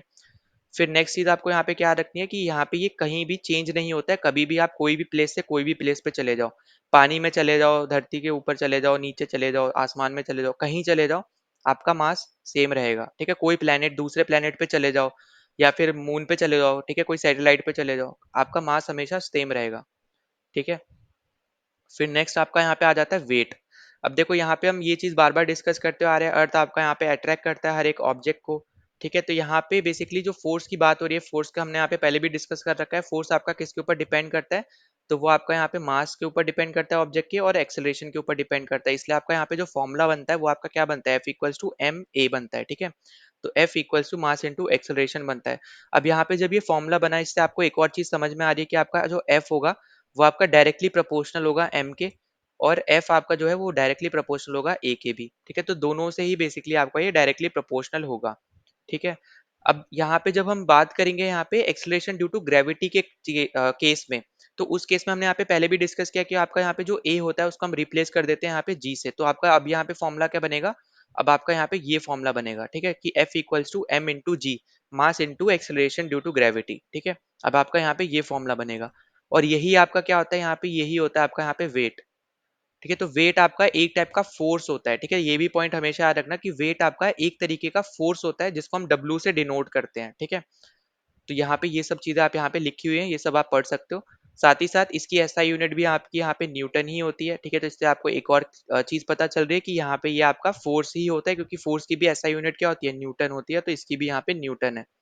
ठीक है, फिर उसके बाद अगर हम यहाँ पे नेक्स्ट की बात करें, तो ये आपकी वेक्टर क्वांटिटी है। वेक्टर क्वांटिटी मतलब यहाँ पे कि इसका मैग्नीट्यूड भी होगा, इसकी डायरेक्शन भी होगी, ये भी आपको यहाँ पे याद रख लेना है। ठीक है, मास आपकी वेक्टर क्वांटिटी नहीं है, ये पॉइंट आपको यहाँ पे याद रखना है। ठीक, फिर नेक्स्ट चीज आपकी यहाँ पे कि ये आपका ना स्मॉल जी की वैल्यू पे डिपेंड करता है। ठीक है, हर एक जगह की जो वैल्यू है। ठीक है, अगर हम यहाँ पे बात करते हैं अर्थ का, यहाँ पे जो एक्सलेशन ड्यू टू ग्रेविटी होगा वो अलग होगा, मून का एक्सलेशन ड्यू टू ग्रेविटी अलग होगा। इसलिए आपको यहाँ पे देखने को मिलेगा, अगर आपसे कभी भी वेट के बारे में कोई क्वेश्चन पूछता है कि यहाँ पे मान लो आपका वेट एक्स है, तो क्या आपका वेट मून पे भी एक्स रहने वाला है? तो उस केस में आप बोलोगे नहीं। ठीक है, क्योंकि आपका एक्सलेशन ड्यू टू ग्रेविटी अर्थ का अलग है और मून का अलग है, और आपका जो वेट होता है वो जी के ऊपर डिपेंड करता है। ठीक है, तो ये पॉइंट हमेशा याद रखो इस चीज को। ठीक है, तो यहाँ पे यही चीज आपको यहाँ पे समझा रखी है, तो आप यहाँ पे देख पाओगे कि because G depends on location. मतलब यहाँ पे क्या कहने का मतलब क्या है? देखो यहाँ पे ध्यान से देखो, तो वेट आपका यहाँ पे जी के ऊपर डिपेंड करता है, जो मैंने आपको यहाँ पे बोला, वेट आपका यहाँ पे जी स्मॉल जी के ऊपर डिपेंड करता है, और स्मॉल जी आपका यहाँ पे लोकेशन के ऊपर डिपेंड करता है। जैसे अभी मैंने बोला अर्थ का अलग होगा, फिर मून का अलग होगा, तो यहाँ पे ये क्या है? ये सब आपकी लोकेशंस है। तो यहाँ पे लोकेशन के ऊपर कैपिटल ओ सॉरी स्मॉल जी आपका यहाँ पे अलग अलग रहने वाला है, और अर्थ पे भी आपका यहाँ पे कहीं कहीं थोड़ी थोड़ी जगह पे आपका अलग रहता है। ठीक है, तो उस केस में भी आपका यहाँ पे जो वेट आएगा वो उन उन प्लेसेस पे भी अलग आने वाला है, पर आपका जो मास होगा, मास आपका हर जगह सेम होने वाला है। ठीक है, चाहे आपकी कोई भी स्मॉल जी की कोई भी वैल्यू हो, उससे कोई फर्क नहीं पड़ता। मास आपका हर जगह इक्वल रहने वाला है। पर वेट जो होगा वो, क्योंकि वो आपका स्मॉल जी के ऊपर डिपेंड करता है, और स्मॉल जी आपका लोकेशन के ऊपर डिपेंड करता है, क्योंकि यहाँ पे लोकेशन के अकॉर्डिंग उनकी अलग अलग वैल्यूज होती है। तो इसलिए यहाँ पे जो आपका यहाँ पे वैल्यू होगी वेट की, वो अलग अलग अलग जगह पे अलग अलग हो गई। ठीक है, फिर नेक्स्ट पे चलते हैं। तो नेक्स्ट अगला टॉपिक क्या बोल रहा है? Wait of an object on the moon. अब यहाँ पे आपको कैलकुलेट करके बेसिकली बताया जा रहा है। ठीक है, तो देखो यहाँ पे हम पहले ही डिस्कस कर चुके हैं यहाँ पे, तो हम बार बार ये चीज डिस्कस नहीं करेंगे। यहाँ पे मैं आपको बता ही चुका हूँ कि आपका यहाँ पे जो वेट होगा यहाँ पे मून पे और अर्थ पे दोनों पे अलग अलग होने वाला है। ठीक है, तो यहाँ पे ये चीज आपको दे भी रखी है यहाँ पे। अब आपको देखो ये पूरी चीज में ना आपको पढ़ना क्या सिंपल सा है, वो है यहाँ पे ये चीज। ठीक है, बस इतनी चीज पढ़नी है। बाकी आपको ये पर्टिकुलर टॉपिक से ज्यादा कुछ देखने की कोई जरूरत नहीं है। बस आपको ये पता होना चाहिए कि वेट ऑफ अर्थ मतलब अर्थ पे क्या वेट है, और जो भी आप यहाँ पे जैसे मून ले रहे हो, तो मून पे क्या वेट है, उसका यहाँ पे रिलेशन क्या है। ठीक है, तो देखो वो आपका रिलेशन क्या है, यहाँ पे ये रिलेशन है उसका कि weight of object on the moon upon weight of object on the earth is equals to 1/6। मतलब यहाँ पे 1:6 के रेशियो में होता है। ठीक है, तो अगर हम यहाँ पे जैसे एग्जाम्पल के तौर पे अगर हम देखते हैं, तो वेट ऑफ मून जो है आपका यहाँ पे, और वेट ऑफ अर्थ। ठीक है, अगर मान लो आपका मून के ऊपर आपका वेट है 1 kg, ठीक है 1 है, तो उस केस में आपका अर्थ पे जो वेट होगा ना वो यहाँ पे 6 होगा। ठीक है, तो ये पॉइंट आपको यहाँ पे याद रखना है। ठीक, तो आई होप कि आपको ये चीजें तो समझ में आ रही हैं। ठीक है, तो आपको यहाँ पे ये पॉइंट हमेशा याद रखना है कि आपका यहाँ पे जो रेशियो बनने वाला है, वो रेशियो आपका यहाँ पे कैसा रहने वाला है? तो वो आपका रहने वाला है कि अगर आपका यहाँ पे जो वेट ऑफ मून है अगर वो 1 है, तो वेट ऑफ अर्थ जो होगा ना, मतलब वेट आपका जो वेट है अर्थ पे वो आपका 6 टाइम्स होगा। मतलब यहाँ पे कहने का क्या है? अब यहाँ पे इक्वेशन क्या बन जाएगी? Weight on earth is equals to 6 times of weight on moon. ठीक है, तो यहाँ पे इस तरीके से भी आप इसको लिख सकते हो, क्योंकि यहाँ पे 6 को आप इधर क्रॉस मल्टीप्लाई कर दो तो 6 इधर आ जाएगा, अर्थ वाला इधर आ जाएगा। तो इसलिए हम यहाँ पे लिख सकते हैं weight on earth is equals to 6 times of weight on moon. ठीक है, तो ये पॉइंट आपके लिए सबसे ज्यादा इंपॉर्टेंट है इस पूरे कॉन्सेप्ट से, ठीक है? तो इसको हमेशा याद रखना है आपको बस। बाकी आपको यहाँ पे जो चीज़ें हैं वो आपको मैं ऑलरेडी बताता हुआ आ रहा हूँ, और वैल्यूज़ आपसे यहाँ पे कुछ पूछी नहीं जाएँगी, अगर पूछी भी जाएँगी तो आपको यहाँ पे ये गिवन होंगी वैल्यूज़, ठीक है? तो आपको ये रटने की ज़रूरत नहीं है, ठीक? अच्छा, और यहाँ पे ये जो फ़ॉर्मूलेज़ हैं, तो यहाँ पे ये वही सेम फ़ॉर्मूला है, यहाँ पे आपको बस F को यहाँ पे W से रिप्रेज़ेंट कर दिया, क्योंकि अभी मैंने आपको यहाँ पे बताया कि जो आपका W होता है, मतलब वेट जो होता है, वो एक टाइप का आपका एक फ़ोर्स है। तो इसलिए यहाँ पे इस तरीके से आप रिप्रेजेंट कर रहे हो, और यहाँ पे जो हम अभी तक पढ़ते हुए आ रहे हैं, capital G equals to M/M/R², तो वही फॉर्मूला यहाँ पे आप लगाओगे, तो यही वैल्यूज आपको यहाँ पे देखने को मिल जाएंगी, ठीक है? इंपॉर्टेंट आपके यहाँ पे ये दो कॉन्सेप्ट है जो अभी मैंने आपको यहाँ पे समझाए हैं। फिर आपको यहाँ पे एग्जाम्पल्स दे रखे हैं। अगला टॉपिक आपका यहाँ पे आ जाता है थ्रस्ट एंड प्रेशर, ठीक है? अब देखो यहाँ पे ना दो चीजें हैं जो आपको यहाँ पे दे रखी हैं, एक थ्रस्ट क्या होता है और प्रेशर क्या होता है, ठीक?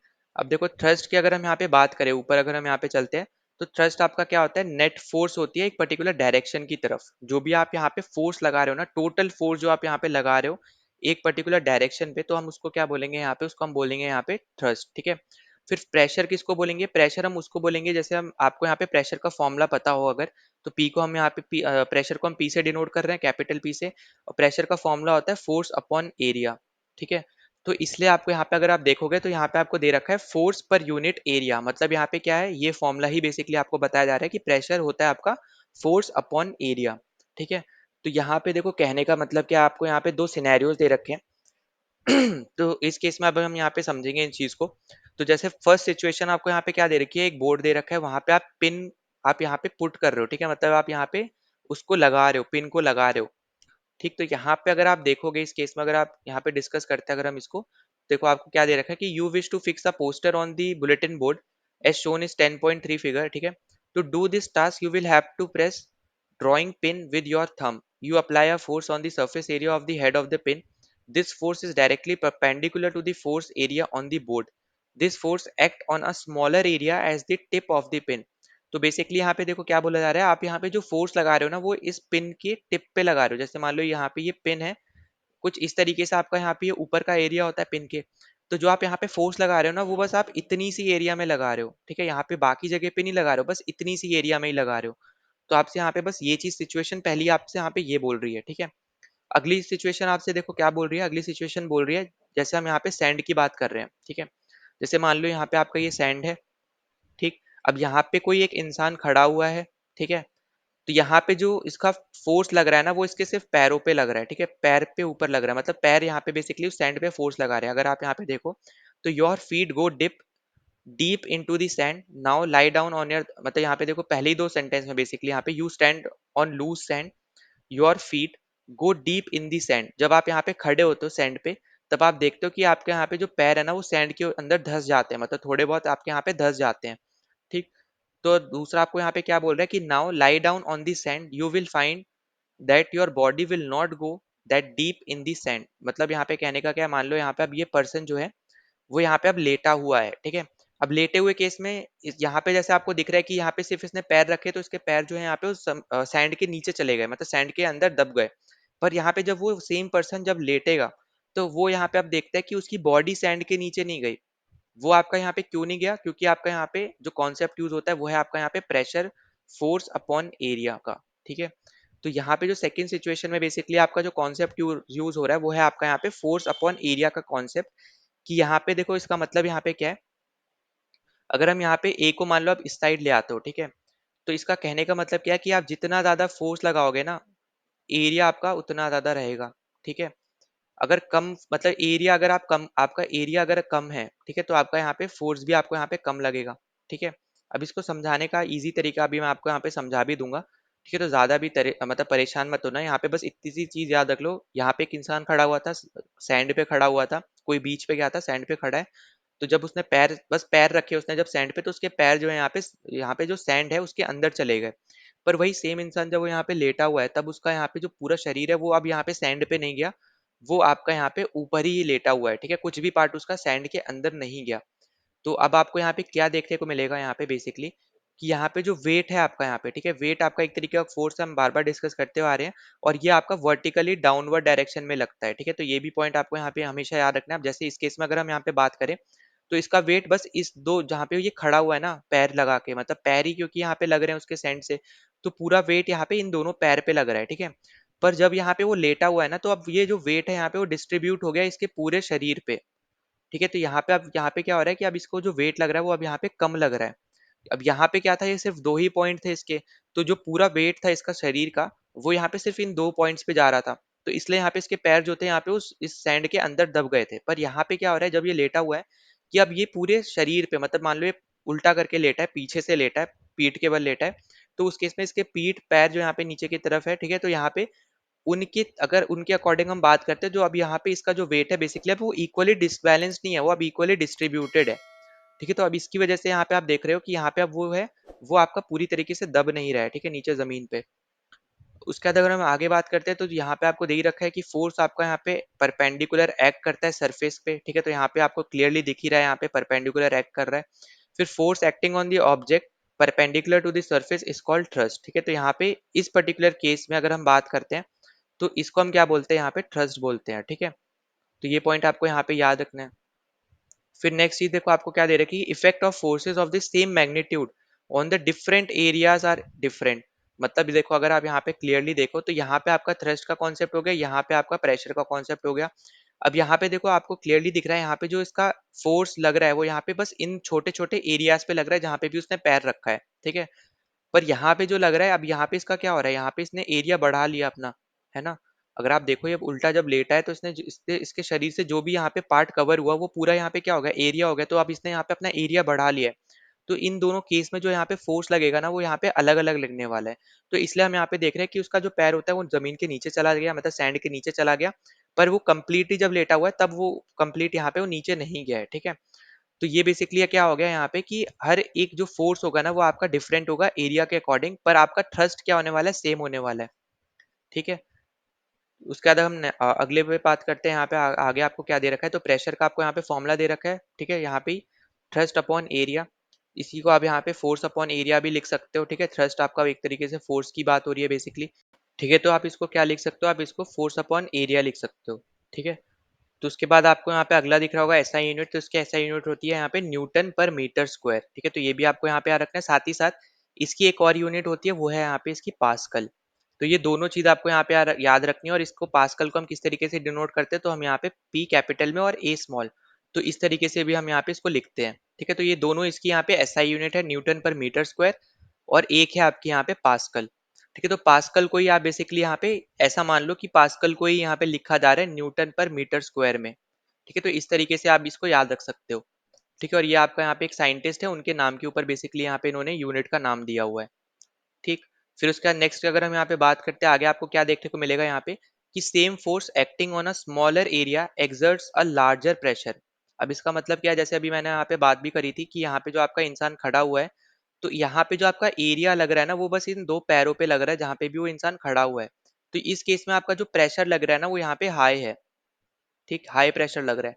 पर जैसे ही अब वो यहाँ पे लेट गया, तो उस केस में जो उसका प्रेशर लग रहा है, क्योंकि अब यहाँ पे जो एरिया वो बढ़ गया है, तो इस केस में आपका जो प्रेशर होगा वो यहाँ पे कैसा होगा, लो होगा। तो यही आपको यहाँ पे बताया जा रहा है कि same force acting on a smaller area exerts a larger pressure and a smaller pressure on the larger area. मतलब लार्ज एरिया पे कम प्रेशर, छोटे एरिया पे हाई प्रेशर, ठीक है। तो यही सेम चीज आपको यहाँ पे बताई जा रही है। और ये आप यहाँ पे कहाँ देखते हो, नेल्स में देख रहे हो, ठीक है, पॉइंटिंग टिप्स के साथ।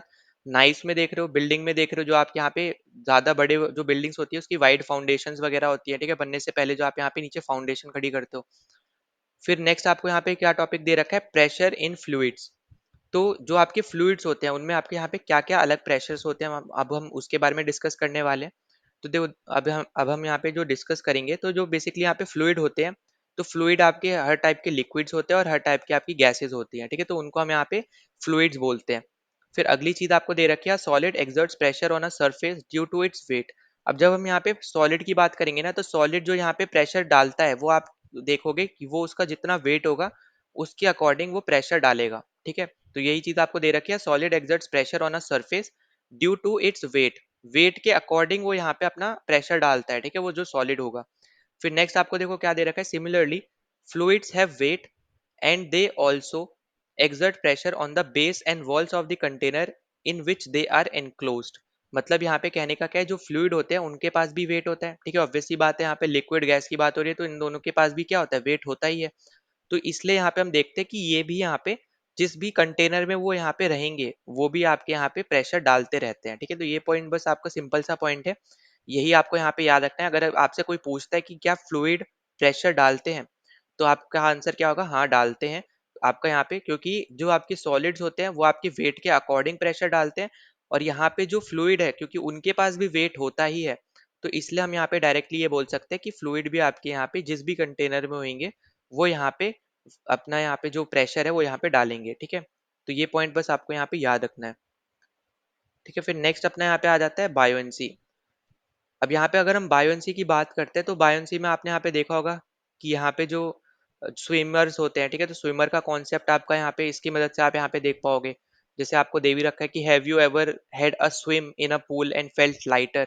मतलब जितना ज़्यादा स्विम करोगे मतलब थोड़ा बहुत जब आप यहाँ पे स्विम करते हो तो उसके बाद जब आप बाहर निकलते हो तो आपको थोड़ा हल्का सा महसूस होता है।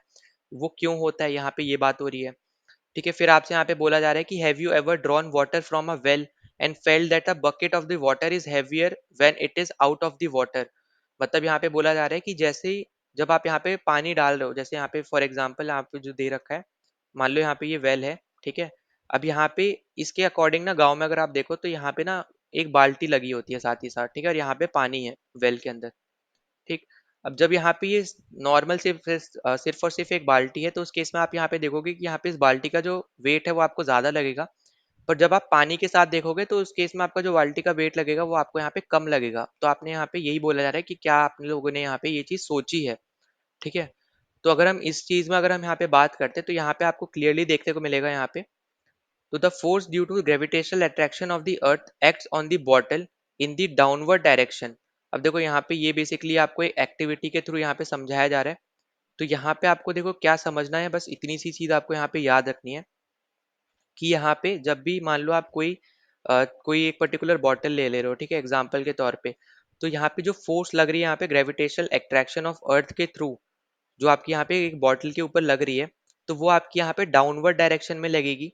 इसका मतलब यहाँ पे क्या होगा कि जो आपकी बॉटल होगी ना वो आपकी यहाँ पे डाउनवर्ड जाएगी, मतलब यहाँ पे वो नीचे की तरफ जाएगी। वहीं पे जब भी आप यहाँ पे कोई पानी लोगे ना तो पानी आपका हमेशा अपवर्ड डायरेक्शन में फोर्स लगाएगा, ठीक है। तो उस केस में आपकी जो बॉटल है वो आपकी यहाँ पे ऊपर की तरफ जाएगी, ठीक है। तो यहाँ पे हमें क्या देखने को मिलेगा बेसिकली यहाँ पे कि जो आपका वेट होगा ना ऑब्जेक्ट का, ठीक है, जो भी आपका वेट हो ग्रेविटेशनल अट्रैक्शन ऑफ अर्थ के अकॉर्डिंग जब भी हम यहाँ पे बात करें, ठीक है, तो यहाँ पे आपको क्या देखने को मिलेगा, जो भी आपको यहाँ पे देखो क्लियरली लिखा भी हुआ है कि weight of an object in is the force due to the gravitational attraction of the earth. तो वही सेम चीज यहाँ पे देखो बार बार रिपीट हो रही है कि वेट आपका एक टाइप का क्या होता है, फोर्स होता है, और ये आपका ग्रेविटेशनल अट्रैक्शन ऑफ अर्थ के थ्रू आप यहाँ पे इसको निकाल सकते हो। तो यहाँ पे देखो क्या कहने का मतलब है यहाँ पे बेसिकली कि यहाँ पे मान लो एक बीकर दे रखा है, ठीक है, यहाँ पे ऐसे मान लेते हैं हम, यहाँ पे एक बीकर दे रखा है। फिर आपको यहाँ पे एक एम्प्टी प्लास्टिक बॉटल दे रखी है, ठीक है, मान लो इसके अंदर ऐसे पानी है, एक तरीके से इस तरीके से कुछ पानी है, और यहाँ पे एक एम्प्टी बॉटल आपको यहाँ पे दे रखी है, ठीक है। फिर आप यहाँ पे क्या देखते हो आप यहाँ पे बेसिकली कि यहाँ पे जो आपका ग्रेविटेशनल फोर्स ऑफ अट्रैक्शन है उसके अकॉर्डिंग जो आपकी यहाँ पे जो बॉटल है वो आपकी पानी के नीचे डूब जाएगी, ठीक है, पानी में डूब जाएगी। पर ये भी चीज़ आपको यहाँ पे याद रखनी है कि वाटर भी आपका एक फोर्स डालता है और वो अपवर्ड डायरेक्शन में डालता है, ठीक है। तो अब यहाँ पे डाउनवर्ड तो जा ही रही है यहाँ पे फोर्स ऑफ अट्रैक्शन की वजह से आपकी जो बॉटल है ये नीचे, पर यहाँ पे जो आपका वाटर है वो भी आपका अपवर्ड डायरेक्शन में फोर्स लगा रहा है वाटर पे, मतलब यहाँ पे बॉटल पे। तो उस केस में जो आपके यहाँ पे जो बॉटल होगी वो अब आपकी यहाँ पे ऊपर की तरफ आ जाएगी, ठीक है। और इसी की वजह से आप यहाँ पे क्या देख रहे हो यहाँ पे बेसिकली कि जब भी आपका ना जो आपका weight of force of attraction है, जहाँ पे जो ग्रेविटेशनल फोर्स ऑफ अट्रैक्शन है वो जब ज्यादा होगा, ठीक है, वाटर की जो आप वाटर, अब यहाँ पे देखो इजी समझाने के लिए, ज्यादा हम इस पे नहीं जाएंगे थ्योरी पे, इजी समझाने के लिए बहुत सिंपल भाषा में, अगर आपका यहाँ पे वेट जो है यहाँ पे बेसिकली, ठीक है, अगर वेट जो है यहाँ पे जो आपका ग्रेविटेशनल अट्रैक्शन ऑफ अर्थ के थ्रू आ रहा है, अगर वो यहाँ पे ज़्यादा है, हम यहाँ पे इस तरीके से इसको डिनोट कर लेते हैं, अगर वो आपका यहाँ पे ज़्यादा है तो जो आपकी यहाँ पे बॉटल होगी वो यहाँ पे क्या हो जाएगी, यहाँ पे डूब जाएगी, ठीक है, या फिर आप इसको बोल लो इमर्स्ड हो जाएगी, जो यहाँ पे आपको दे रखा है, ठीक है। अगर आपका यहाँ पे वेट कम है तो उस केस में आपका यहाँ पे क्या होगा, ये आपकी यहाँ पे फ्लोट करने लगेगी, ठीक है। तो यही आपको यहाँ पे ऊपर भी दे रखा है।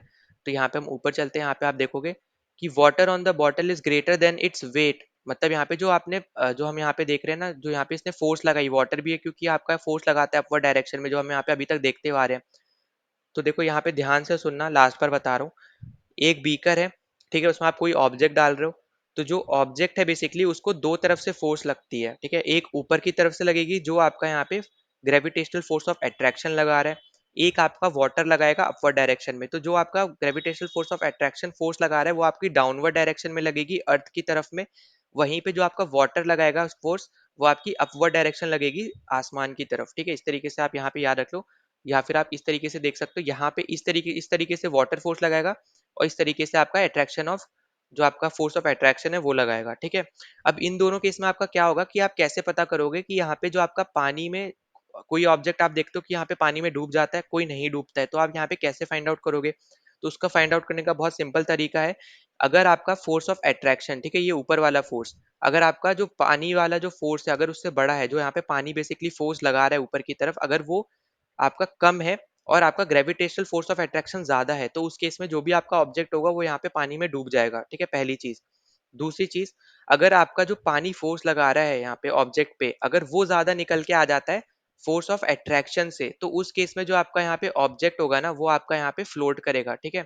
तो ये चीज आपको यहाँ पे याद रखना है, और वो यहाँ पे आपका राइज अप हो जाएगा। जैसे आपको यहाँ पे दिख भी रहा है कि वाटर का, क्योंकि यहाँ पे फोर्स ज्यादा था as compared to force of attraction, ठीक है, उसके अकॉर्डिंग, तो इसलिए आपका यहाँ पे जो भी ऑब्जेक्ट है वो यहाँ पे आपका पानी के ऊपर आ गया, ठीक है। अब अगर आपको यहाँ पे कंप्लीटली इमर्ज रखना है अगर, ठीक है, तो उस केस में आपको यहाँ पे क्या करना पड़ेगा?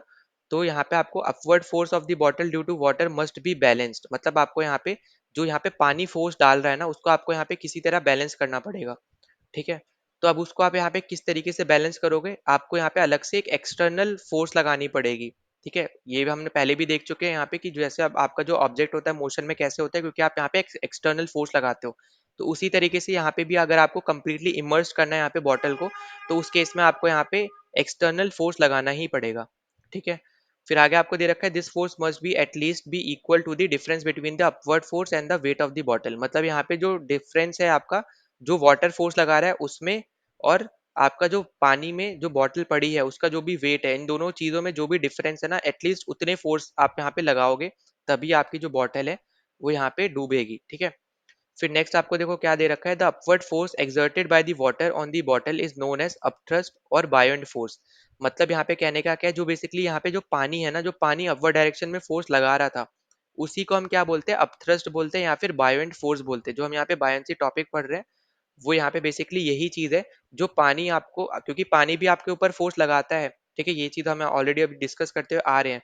तो उसी फोर्स को हम क्या बोलेंगे? बायोंड फोर्स बोलेंगे, ठीक है। ये पॉइंट आपके लिए यहाँ पे इंपॉर्टेंट हो जाता है। फिर आगे आपको क्या दे रखा है, all objects experience a force of buoyancy when they are immerse in fluid. तो हर एक जो भी ऑब्जेक्ट आपका पानी में होगा ना, उसको हर एक को फोर्स ऑफ, जो आपका बायोंस फोर्स है बेसिकली, वो आपको यहाँ पे उस ऑब्जेक्ट को यहाँ पे झेलनी पड़ती है, ठीक है। तो ये भी पॉइंट आपको यहाँ पे आ रखना है कि उसको यहाँ पे एक्सपीरियंस मिलता है बायोंसी फोर्स का, जो भी आपका पानी में ऑब्जेक्ट पड़ा हुआ होता है, ठीक है। फिर अगर हम आगे बात करते हैं, तो the magnitude of this बायोंट force depends on the density of the fluid. तो अब आपका यहाँ पे आपको क्लियरली दिखेगा डेंसिटी का क्या होता है। यहाँ पे रो से हम लोग इसको रिप्रेजेंट करते हैं। तो यहाँ पे जो बायोंट फोर्स है, ठीक है, तो जो भी उसका मैग्नीट्यूड है, मतलब यहाँ पे जो स्ट्रेंथ वगैरह ये सब, तो वो आपका किसके ऊपर डिपेंड करता है? आपका डेंसिटी ऑफ फ्लूइड के ऊपर डिपेंड करता है। जो भी टाइप का आप फ्लूइड लेके चल रहे हो, तो उसकी डेंसिटी के ऊपर आपका यहाँ पे बायोंट फोर्स डिपेंड करता है, ठीक है। मैग्नीट्यूड ऑफ बायोंट फोर्स डिपेंड करता है। फिर नेक्स्ट टॉपिक आपको क्या दे रखा है, व्हाई ऑब्जेक्ट्स फ्लोट और sink when placed on the surface of water. अब यहाँ पे क्यों कुछ ऑब्जेक्ट आपके डूब जाते हैं, क्यों आपके सिंक करते हैं, जब भी आप यहाँ पे उनको पानी में रखते हो। तो ये चीज हम अभी अभी डिस्कस भी कर चुके हैं, वापस से आपको हल्का सा बता दे रहा हूँ। तो force due to gravitational attraction of the earth on the iron nail pulls in downward, upthrust of the water और the nail which pushes it upward, ठीक है। तो यहाँ पे हम पहले भी डिस्कस कर चुके हैं। यहाँ पे मान लो ये नेल पड़ी है, तो ग्रेविटेशनल फोर्स ने यहाँ पे इसको नीचे, मतलब यहाँ पे फोर्स डाला इसने, अट्रैक्शन ने, ठीक है, ग्रेविटेशनल फोर्स ऑफ अट्रैक्शन ने नीचे की तरफ फोर्स डाला, वाटर ने इसके ऊपर की तरफ फोर्स डाला। पर क्योंकि वाटर का जो फोर्स है वो आपका कम है एज कम्पेयर टू आपका यहाँ पे फोर्स ऑफ अट्रैक्शन से, ठीक है। तो उस केस में अब यहाँ पे क्या हुआ कि अब यहाँ पे ये डूब गई, ठीक है। मतलब यहाँ पे क्योंकि इसका फोर्स क्या था, यहाँ पे हाई था, इसकी वैल्यू हाई थी एज कम्पेयर टू यहाँ पे जो वाटर फोर्स डाल रहा था उससे। तो इसलिए अब आपकी जो आपको यहाँ पे पानी में ये डूबी हुई नजर आ रही है, ठीक है। वहीं पे अगर मान लो इसका अगर हाई होता, ठीक है, जो कि आपको यहाँ पे इस केस में दिखेगा, अगर हम यहाँ पे भी ऐसे बना दे रहा हूँ मैं, तो इस केस में क्या हो रहा है, यहाँ पे ये लो है और यहाँ पे ये हाई है, ठीक है। तो जो पानी वाला जो फोर्स है अगर वो ज्यादा हो जाता है ग्रेविटी, जो आपका यहाँ पे ग्रेविटेशनल फोर्स ऑफ अट्रैक्शन है उससे, तो आपका जो ऑब्जेक्ट है वो आपका फ्लोट करने लगता है। अगर आपका कम होता है तो आपका यहाँ पे ये डूब जाता है, ठीक है, इमर्ज हो जाता है।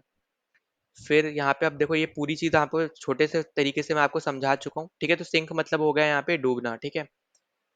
तो यहाँ पे सिंक मतलब हो गया यहाँ पे डूबना, और फ्लोट मतलब है आपका यहाँ पे जो तैर रहा है, ठीक है। तो हमें ऑलरेडी डिस्कस कर चुके हैं। फिर अगला टॉपिक आपका यहाँ पे आ जाता है आर्किमिडीज प्रिंसिपल, ठीक है। तो अगर हम इसके बारे में अगर हम यहाँ पे बात करते हैं तो आर्किमिडीज ने देखो यहाँ पे क्या बता रखा है, अगर हम उसके बारे में देखते हैं तो यहाँ पे आपको दिख रहा होगा कि elongation of a string or the reading of the balance decreases as the stone is gradually lowered in the water। अब बेसिकली आपको यहाँ पे एक एक्सपेरिमेंट दे रखा है, यहाँ पे मान लो ये रोप है या फिर आपकी कोई एक स्ट्रिंग है, उससे आपने यहाँ पे एक स्टोन को बांध रखा है, ठीक है। अगर आप यहाँ पे पानी में जब डालते हो तो उस केस में हमें यहाँ पे क्या देखने को मिलता है कि जो आपके यहाँ पे स्ट्रिंग है ना, कि यहाँ पे you will find out that the elongation of the string और the reading of the balance decreases. मतलब यहाँ पे जो आपकी स्ट्रिंग आपको थोड़ी फैली हुई दिख रही थी, मतलब बड़ी सी दिख रही थी, वो आपको अब नहीं दिखेगी। साथ ही साथ जो आपका यहाँ पे बैलेंस होगा ना, वो भी अब आपका यहाँ पे डिक्रीज कर जाएगा, ठीक है। जब भी आप यहाँ पे उसको पानी में डालोगे उस स्टोन को, जो आपको यहाँ पे ऊपर एक्सपेरिमेंट दे रखा है उसके अकॉर्डिंग, ठीक है। फिर आगे आपको बोल रहा है कि however no further change is observe once the stone gets fully immerse in the water. मतलब अगर आप यहाँ पे कंप्लीट स्टोन अगर आप पानी में डाल देते हो ना, तब आपको एक बार जो आपको चेंज दिख गया उसके बाद आपको बार बार चेंज देखने को नहीं मिलेगा, वही सेम चीज आपके यहाँ पे हो रही है, ठीक है। फिर नेक्स्ट चीज अगर हम यहाँ पे आगे बात करते हैं तो elongation produced in the string और the spring balance is due to the weight of the stone. मतलब यहाँ पे कहने का क्या है कि जो आपने यहाँ पे स्ट्रिंग ली जिससे आपने यहाँ पे स्टोन को बांधा, ठीक है, वो आपकी बेसिकली कितनी ज्यादा फैलेगी, कितनी ज्यादा यहाँ पे लंबी आपको दिखेगी, वो आपका यहाँ पे किसके ऊपर डिपेंड करता है, वो आपका डिपेंड करता है स्टोन के वेट के ऊपर, ठीक है। फिर अगली चीज आपसे बोल रहा है कि since the extension decreases once the stone is load in the water, it means that some force acts on the stone in upward direction. अब यहाँ पे कहने का क्या मतलब है इसका, कि अभी हमने यहाँ पे जैसे देखा कि आपका जो एक्सटेंशन है, मतलब यहाँ पे जो एलोंगेशन हम यहाँ पे बात कर रहे हैं स्ट्रिंग की हो रही है, जो लंबाई बढ़ रही है, जो हमें यहाँ पे दिख रहा था, अब जैसे आप उसको पानी में डालोगे हमें वो दिखेगा नहीं, ठीक है, वो अब आपको यहाँ पे कम दिखेगी उसकी लेंथ। तो वो हमें यहाँ पे क्यों दिख रही है कम, क्योंकि यहाँ पे उस स्टोन जो आपने यहाँ पे पानी में डाला उस स्टोन के ऊपर भी एक फोर्स लग रही है जो यहाँ पे पानी लगा रहा है अपवर्ड डायरेक्शन में, ठीक है, जो अभी हम डिस्कस भी करते हुए आ रहे हैं। तो इसके वजह से हमें यहाँ पे क्या दिखेगा रिजल्ट में, कि the net force on the string decreases. जो आपका नेट फोर्स है, मतलब टोटल जो फोर्स है आपका बेसिकली स्ट्रिंग के ऊपर, वो आपका डिक्रीज कर जाएगा। साथ ही साथ जो एलोंगेशन है, मतलब यहाँ पे जो स्ट्रिंग आपको जितनी लंबी दिख रही थी वो सब दिख रहा था, वो सब अभी आपका यहाँ पे डिक्रीज कर जाएगा। साथ ही साथ आप अभी हमने यहाँ पे क्या बात की थी यहाँ पे अभी थोड़ा टाइम पहले, कि जो आपकी अपवर्ड डायरेक्शन में जो वो पानी आपका फोर्स लगाता है उसको हम क्या बोलते हैं, बायंसी फोर्स बोलते हैं, ठीक है। तो उसी की आपकी यहाँ पे बात भी हो रही है। आप अभी अगर आप यहाँ पे देखो तो यहाँ पे भी वही सेम चीज यहाँ पे दोहराई जा रही है। फिर नेक्स्ट चीज आपको क्या बोल रहा है कि what is the magnitude of the buoyant force experienced bye a body. मतलब अभी तो हमने यहाँ पे देख लिया है कि हर एक ऑब्जेक्ट जो भी आपका पानी में होता है उसके ऊपर पानी भी फोर्स लगाता है, जिसको हम बायंट फोर्स बोलते हैं, ठीक है।